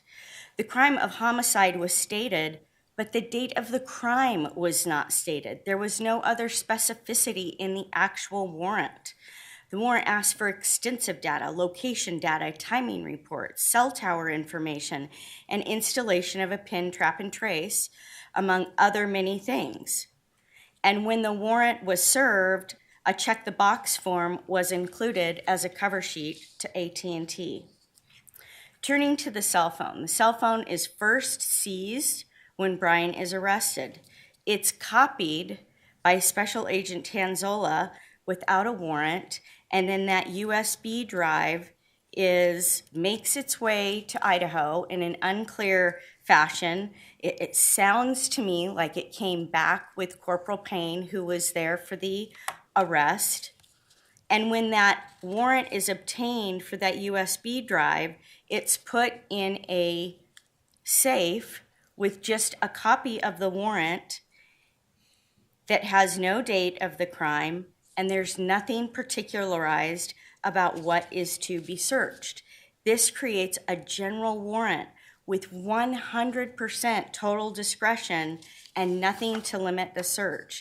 And if you believe that access within a database by somebody unidentified other than Mawry, who's going to evaluate that warrant, that they're going to look and pull that finalized search warrant from the database that everybody supposedly has access to, looking at that search warrant affidavit, there's full discretion to search the USB drive. There's no limitations and no efforts taken to address that. Turning now to Google and Apple. A very instructive case on Google and Apple is the Idaho pilling case, which is 721 FSUP 3D 1113 2024. It's almost totally on point with this case. It is a federal case out of the District of Idaho, but it really couldn't be more instructive in terms of looking at these issues with Google and Apple. There's without a doubt a recognized protected interest of private information in Google and Apple records. Google contained private emails, schoolwork, research, among things, and Apple was essentially a copy of a phone and iPad that went all the way back to 2016. 2018 was an indication of when an iPad was purchased, but 2016, according to the documents that were prepared, were when it was identified that an Apple account was first created. Carpenter applies, and to the extent that there may be third-party materials like search history not related or documented, nothing was done to do any sort of segregation with regard to Apple or Google. For the Google warrant, by January 3rd, 2023, law enforcement knew many details that they could have used to narrow those warrants. They knew that Bryan hadn't been in Pullman until June of 2022. They knew the names of the deceased, which were not included as language in the Google warrant. They knew the fraternities and sororities. They knew the students' names who had also been at the house on the morning of November 13th, 2022. They knew the date of the crime, of course. They knew emails. They knew social media accounts and names. They knew where students worked. They knew their friends. They knew their phone numbers. None of that was included in the Google warrant to help limit and make that something other than a general warrant. There's no language incorporating these search warrant affidavits, making these broad, sweeping categories, making the productions bigger and bigger. In Google, it went from 2 gigabytes to 13 gigabytes by the third production. And it appears that it's really unclear to these detectives that have taken a huge role in this case who's evaluating what data and to what extent and what is being produced by it and what is within the scope of what is in an already broad warrant. For Apple, we are missing some sort of legal process that the state just hasn't filled the gap on, and these witnesses don't fill the gap on. We don't know what the legal process is that is referenced between the first request for a preservation in December 21st, all the way until August when there is a production on a warrant. The steps that have been taken in between to get the information to put into the warrant are completely unclear, and to the extent that these officers who swore to the contents of affidavits now have no memory of what that is, that's invalidating of those warrants. As for the arrest and the car and the apartment, what I will close by saying on those, because it's not an issue of general warrant or a discussion of particularity, those are more reliant on the issues associated with IGG and Franks.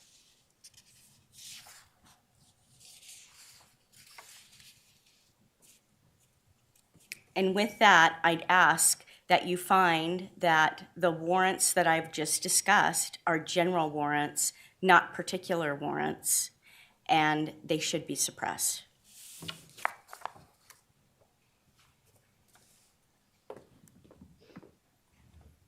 Do you want to respond to that, or do you want to have the defense argue the additional warrant issues and then address them all? I'll take your lead, but I'm happy to just to piecemeal this, and I can address just those.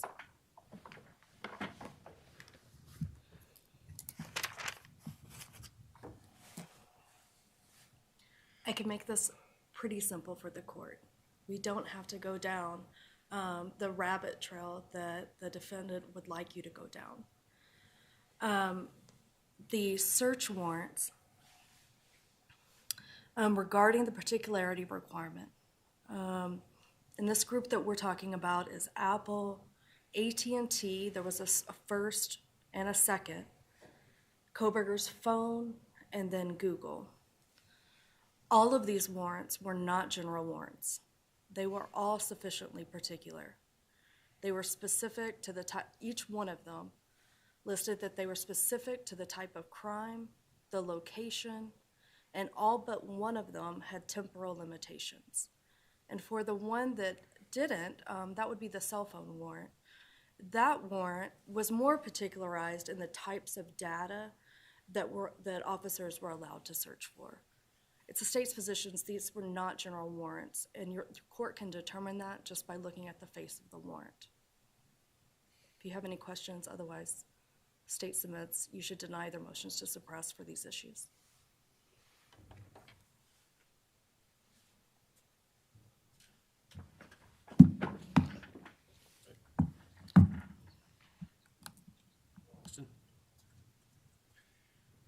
Your Honor, I was asked to argue the motion regarding the raid on my client's parents' home, the search of his person here in Idaho, as well as in Pennsylvania, as well as and the Amazon warrant.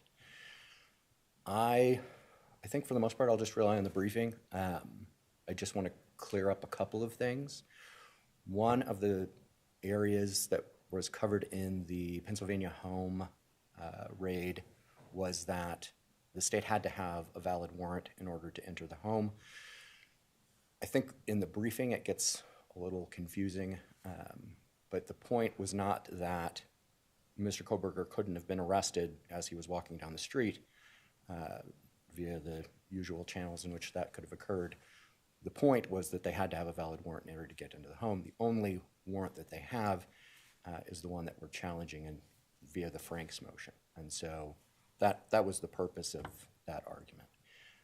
The other issue in terms of choice of law, it sounds like the state's kind of accepting that Idaho Constitution should apply. We set out a few different reasons why that should be the case, but it doesn't seem like there's a big argument going on there. So unless the court has questions about it, I'll leave that alone. And then the other issue that I wanted to touch on is the right of privacy in the information that we have in our Amazon goings about. Why should the state have to have a warrant for that?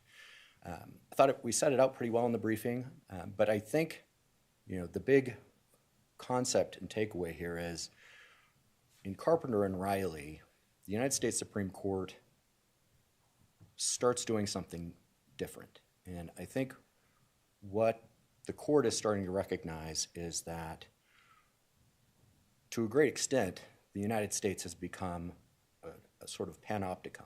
That is, the concept of the panopticon is you have a prison in which you only need a small number of guards because you have a very heavy-duty surveillance system.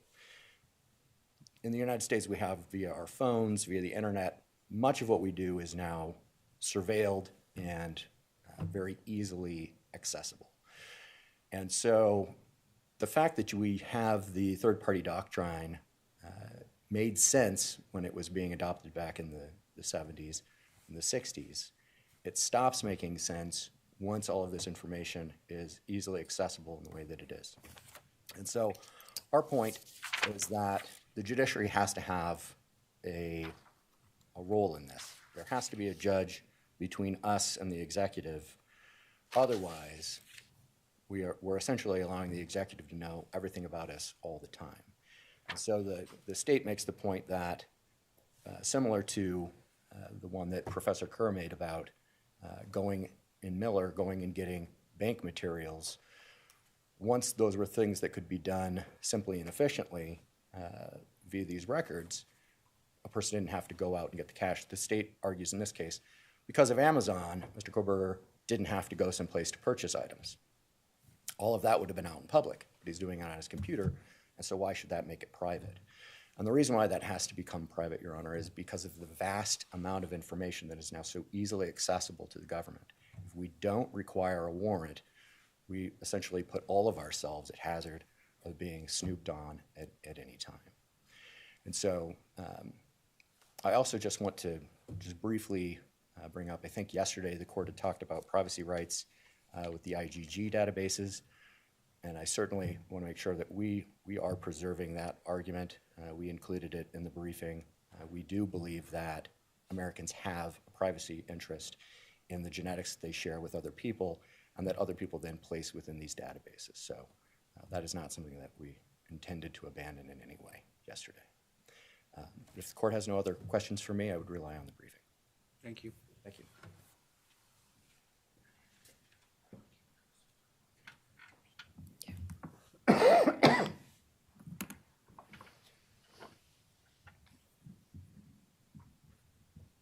Your Honor, I'd like to address just the third-party doctrine, and then I'd like to turn it over to Mr. Thompson to address the other motions to suppress. And the case that we're talking about is the Amazon records, and that's what has to do with the third-party doctrine. And the U.S. Supreme Court case State v. Miller is the controlling case here. And Idaho courts, as explored in my briefing, apply Miller. And there's no reason for this court to diverge from that Fourth Amendment analysis.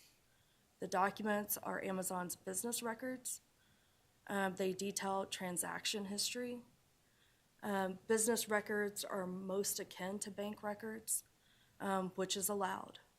Applying the court's reasoning from Miller, again, these documents are business records of Amazon. They're not the defendant's private papers. Amazon is a party to those transactions. They have a substantial stake in these records. And the defendant took the risk when he revealed his affairs that this information would be conveyed by Amazon to third parties, including the government.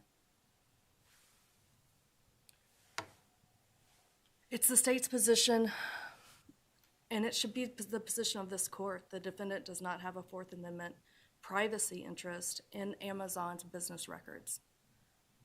Thank you, Your Honor.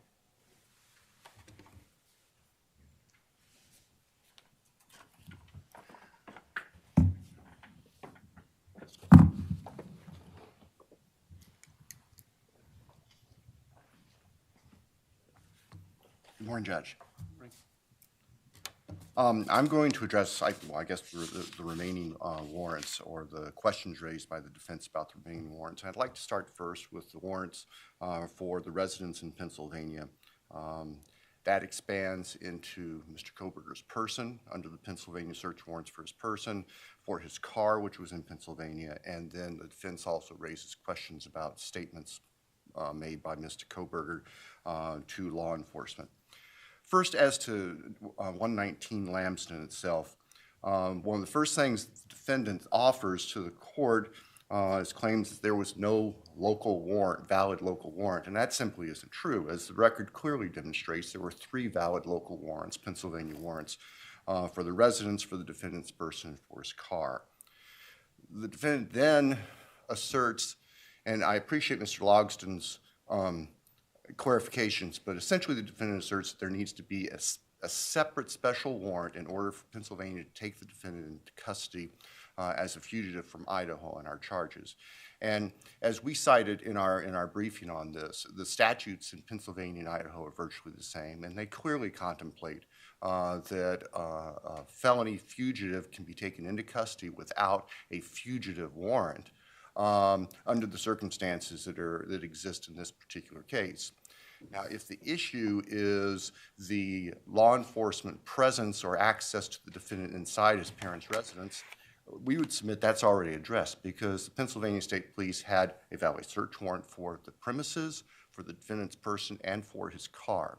So they had lawful process to be where they were, where they found the defendant and took him into custody as a fugitive.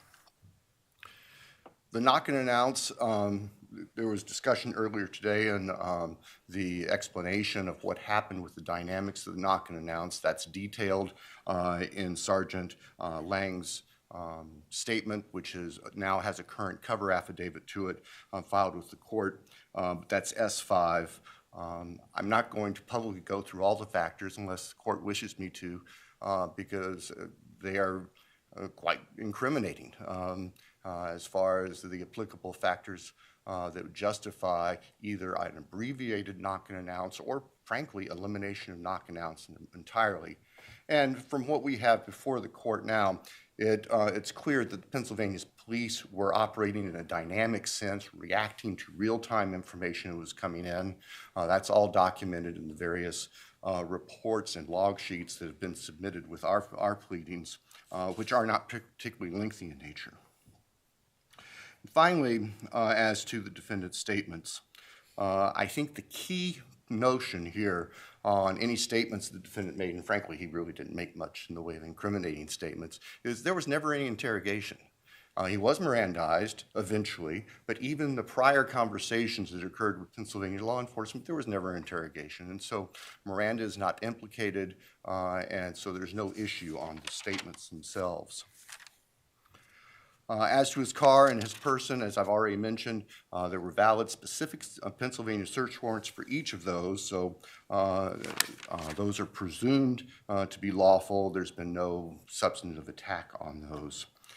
There is a motion to suppress regarding, and I'll use the air quotes, arrest warrant, and frankly, I have yet to be able to figure out what arrest warrant is being referred to. But again, all the actions in Pennsylvania were taken pursuant to valid warrants, search warrants from the Pennsylvania courts and the applicable fugitive arrest statutes. And so we don't see that there's any issue before the court there.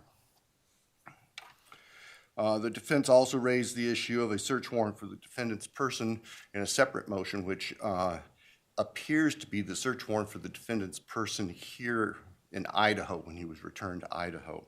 And as the search warrant and the affidavit for the search warrant show, which were attached to our reply, there was a valid search warrant for that. I think any issues to be argued beyond that relate to the ITG and Franks that are already pending with the court. As far as the defendant's, the search of the defendant's apartment in Washington, for whatever reason, the defendant did not include all the documentation with their particular motion to suppress, but we provided that in our response, that there was the Washington search warrant. There was also an amendment to the Washington search warrant. The Washington search warrants, the applications, included all the information, the Exhibit A information from the state, and then the WSU Police Department added their additional state of Washington specific information. There's nothing to question the validity of that warrant on its face. So, Your Honor, unless the court has questions, I don't have anything further to offer in the way of argument, oral argument. Thank you. Thank you, sir. Foxton, any rebuttal? I think I just rely again on the briefing for the most part. In terms of the knock and announce, I think the totality of the circumstances of this particular raid are something that the court has to be cognizant of. I mean, if Dylan Roof could essentially be picked up in a parking lot outside of a drugstore or whatever it is that they were able to do. Telling me facts about which I have no idea, and so it's not going to be helpful to compare it to whoever Mr. Roof is. So, I guess the point is that in this particular case, the state manufactured the exigencies, if they had them at all. The reality is, as they explained in their own affidavit, they're essentially watching Mr. Kohberger as he moves around his house via snipers. I mean, they were quite safe, and there was simply no reason to bash the doors in momentarily after yelling from their Bearcat. there's two issues. There's officer safety. There's also destruction of evidence concerns.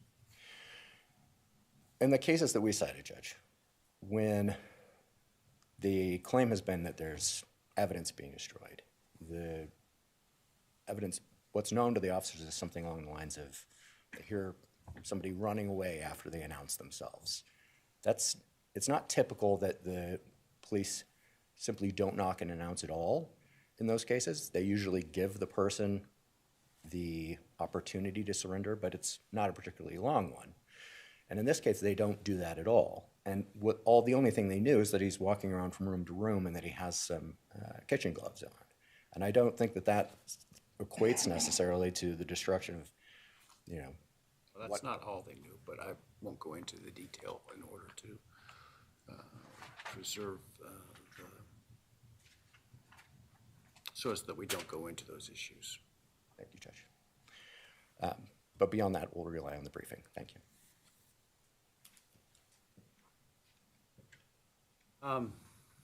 Okay. I'll take the motions to suppress under advisement and issue ruling forthwith. The next issue is the state's motion to compel regarding the defendant's expert disclosures. I'm sorry, Your Honor, the defendant's motion to compel the Did I say the state's motion to compel? The defendant's motion to compel regarding the state's expert's disclosures. We did file ours yesterday, so their motion may be coming. Well, I would be impressed if they had filed something already on that, given they were just served yesterday afternoon, so. They were. Thank you. Your Honor, we are here on our motion to compel, asking that the court remedy what the state has done with their expert disclosures. We rely on Idaho Criminal Rule 16 and the court's order setting out what we should do and when we should do it in this case. Let me ask a question from a framework standpoint. I don't know what these folks are going to testify to at trial, specifically as it relates to what they've disclosed. The way expert disclosure issues usually works, I don't tell a party what you have to specifically disclose about your experts. You disclose about what you think you need to disclose. If you haven't disclosed it consistent with the rule and you try to offer it, there's a good chance it may not come into evidence. That's the general framework, so I'm a little, I guess, concerned about what appears to be you asking me to tell them what to say in their disclosures. The court brings up a really, really good point, and I think it's a remedy the court has and one that we would hope and ask the court to issue in this case. I think when we filed the motion, Your Honor, we had a couple of disclosures that could appear to be disclosures with wiggle words in them. Yeah, wiggle words are not going to save the lack of disclosure. I'll let the state know that right now. The fact that you say, well, he could talk about anything else, doesn't mean he's going to get to talk about anything else. In an abundance of caution, we were worried about those words. I appreciate what the court's saying, and I'm going to make this really short. The lists are problematic for us. There are 4 or 5 experts with lists. I understand what the court said. I like what the court said. They also have reports that they reference. The lab people do have reports. I understand those are their opinions. When we're talking about, and I'm going to specifically talk to you about their disclosure number 7, it's an FBI agent, Douglas. There's a list of financial records that he collected and looked at. Other than that those records exist, there's not a report telling me what they mean to him at all. If he's limited to say, I collected these records, this is what we have. My understanding, the state can correct me, is what I understand from the briefing is respect to that, and I think that's the Amazon documents, correct? Those were some of those documents, Your Honor. There are a lot of others. Was his expertise was in extracting or reviewing the information and how those were sort of obtained electronically and then simply guiding through, well, this is a transaction on this date that does this, which is not necessarily expert testimony, it's simply testimony. No, but I believe it's a different expert that they have to do that does not have a report. But is that expert testimony?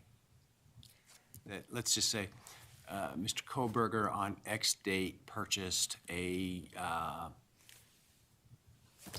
television, if for some reason that were to be important, and that this transaction demonstrates that this is Mr. Kohberger's account, this is Mr. Kohberger's credit card, and this is the purchase on Amazon, and that was delivered to this address associated with Mr. Kohberger. Those are factual issues, Your Honor. It's when we get to what do they mean, or I put these things together and I've made this picture out of something. That when we get to opinion, I appreciate what the court's saying. It sounds to me like lists don't do it if you want to interpret a record. That's what we hope to hear. That's what I wanted to accomplish today. Well, I think it's pretty clear. You cannot simply say an expert's going to talk about topic A, topic B, topic C, and then be able to give a host of opinions that fall within those topics. The requirement is to list what their opinions are and what they relied on to give those opinions. It's different than the civil rule. I don't think they have to give as much detail as the civil rule requires, but they have to at least give what the opinions are and I believe what they reviewed, as I recall the rule off the top of my head. I believe the court's about right. There may be another term or two in the rule that's specific, but I hear the court loud and clear. I'll point out one last thing and stop because I think I understand how the court interprets these issues and these rules. When you look at page 9 of the state's objection to our motion, and in the second to last paragraph, they tell you that they will continue to supplement their expert responses based on later discovery or whatever they decide to use. That whatever they decide to use has me worried. So I wanted to bring that up. I appreciate the court saying the court's going to apply the court rules and the discovery rules and follow the case law, and that's all we want. Thank you. And so that I'm clear, as the state's approaching to talk about this, in terms of supplementation, it's allowed. It needs to be seasonable, which means it has to be not just whole cloth new experts, for example, without good cause showing me why that's necessary. It needs to be seasonable in the sense of the timing of it based upon when the information was received, when it was determined it was necessary to supplement. And then obviously we'll look at that in relation to what may prejudice the other side in terms of the timing of it. Certainly. I understand that. Their discovery deadline has come and gone. If something brand new happens, that would be a different issue. I would assume we would deal with that then. It's when I read whatever we decide to use, that's very, very broad. That's it. Thank you.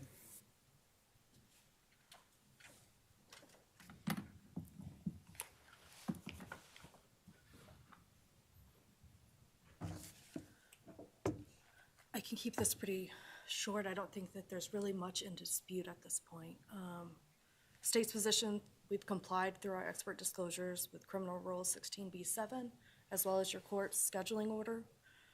State understands the framework that you've outlined. We were under the same impression, and I don't think that there's anything else in dispute. Yeah, so let me give you a word of caution.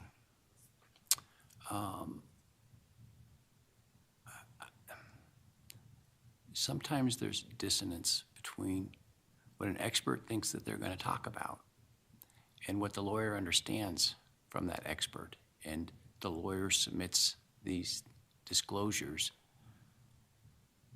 And I think it's really important that you be on the same page if you don't have a specific written report from the expert about what it is they're going to talk about, and make sure that you have supplemented and that you have provided a listing of the opinions that are going to be provided and whatever else is required under the rule in terms of what that's based on.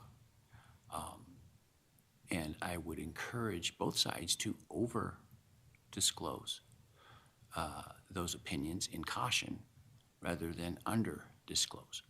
Because two things. One, you may find yourself in a bad position if you're not allowed to go into an opinion you felt you were going to be allowed to go to because it's not disclosed. And two, I don't want to spend half our day at trial with me saying, where's that disclosed at? And then chasing the jury out while you dig through your thousands of pages trying to find where that is. And so the more exhaustive your disclosures, the less likely it is it's going to draw that objection, and the less time that we're going to waste at trial trying to find where you disclose that. And so I think sometimes, and I'm not saying you did that in this case, I think sometimes lawyers view this expert disclosure requirement as sort of tedious work that they need to get done in order to comply with the timeline, a requirement of the court, and then they sort of move on from it and forget about it. That's a dangerous tact to take. It is, for the case, one of the most important things that you can do is to understand what the person is going to testify to and give a disclosure of what they're going to testify to, what those opinions are, and to be looking at that as you're thinking about their testimony, as you should be doing certainly now, even though it's months away from trial, on a continuing basis.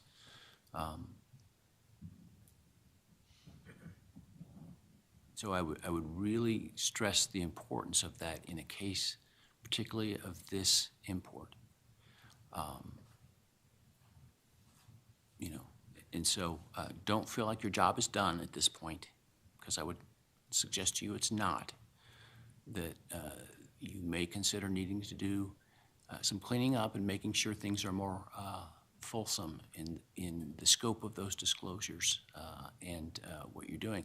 The other thing, you know, I think you tried to do to a degree is you thought, well, we think this is fact testimony, but, you know, in an abundance of caution, we're going to put it in an expert disclosure. Well, if you're going to put it in an expert disclosure because in an abundance of caution it could be viewed that way, I suggest you treat it that way in terms of what you give. Okay? Thank you. And that goes to both sides. I haven't read your disclosures yet, so I don't know, you know, where that stands, but certainly goes to both sides. And I know that also, you know, the rules are different as to what the defense has to disclose necessarily and what the state does to some degree, and so I appreciate that. Well, I think the court will anticipate that there's a rather large filing that contain a lot of actual reports.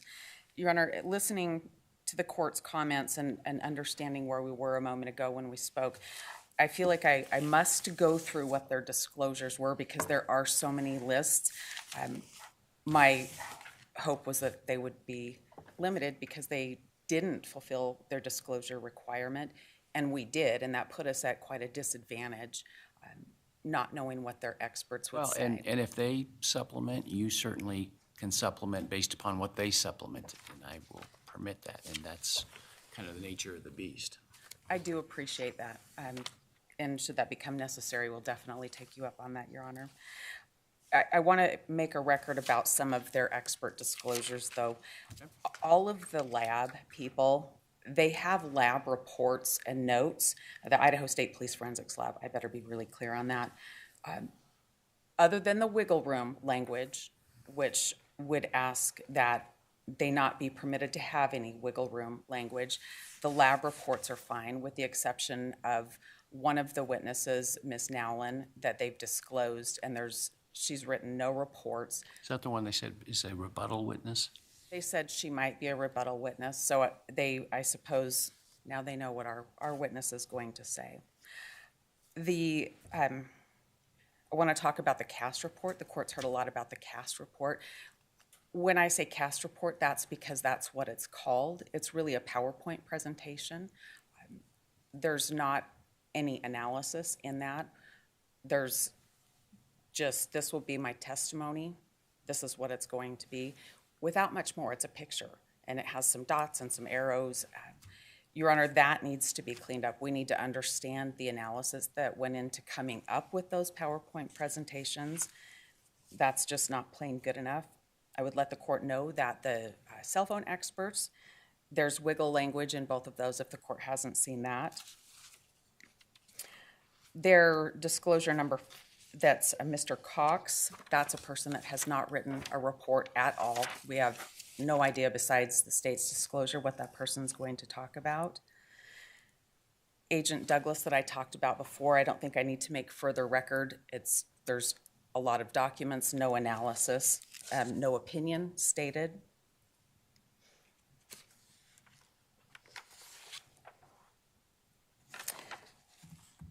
We put several of these in our pleadings, and so I won't go through all of them. I'm highlighting the ones that we're really concerned about. We have 3 that looked at digital data. The court should understand there's 60-some devices. There's digital data from third-party sources, and there are 3 people that are listed with just lists of things. It's Mawry, Tanzola, and Uri. They have lists of devices or social media accounts that they're going to talk about. That our expert told us would take 3 years to look at every bit of the data. So having no clue what's going to happen, I can envision exactly what the court's fear is when we get to jury trial, me wondering if this particular thing was ever disclosed. So I definitely needed to make a record of that.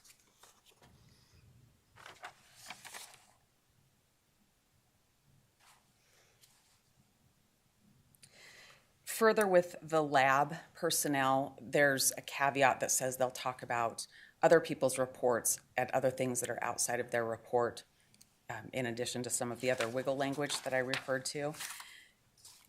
Your Honor, given that the state is now cautioned to think about those things and submit more, I feel like it's important for us to bring out that we have a right to confront the evidence that's brought against us. Bryan has constitutional rights, United States and state of Idaho constitutional rights for a fair trial and to confront evidence. The expert disclosures are designed to advise us of what the state is going to do. Their disclosures were insufficient. I appreciate what the court said, but exactly what the court's worried about will happen if we don't have better disclosures. The jury will be in and out while we make sure that we have a clean record. We appreciate what the court said today, and we'd ask the court to order the state to comply or for the court to exclude anything that hasn't been disclosed so far. That's it. So I'm going to give like both sides an example of what I expect so that you understand. There's been talk in this case about DNA. If somebody's going to talk about DNA and your intent is they're going to let the jury understand what DNA is and essentially going to do a mini course on DNA, I expect to see that in the expert disclosures. Not that they're going to do a mini course on the DNA. I expect to see the mini course in the disclosures, if that makes sense, in terms of what their opinions are, what their information is that they are conveying that is expert in nature. And so it really does behoove both sides to spend the time to do that. And that's the last I'll say about that. It is probably the most critical thing that you have to do at this point prior to trial is to ensure that you have not just disclosed, but potentially over-disclosed those opinions and what is required by the rule.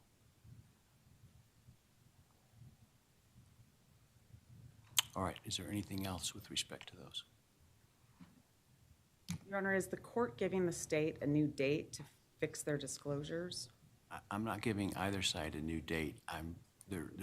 You understand, I think, what I expect. So you can choose to try to supplement those. If they are simply expansions of what it is that they've disclosed that are just being more fulsome, in advance of trial, and the defense certainly can look at those and decide that they want to expand or change or whatever their opinions are based on that. If it's whole new stuff, then you're going to have to demonstrate to me, new opinions, new lines, or even new experts. You're going to have to demonstrate why you didn't get that in the timeline. Thank you. Okay, is there anything else that we need to take up today? Nothing from the defense.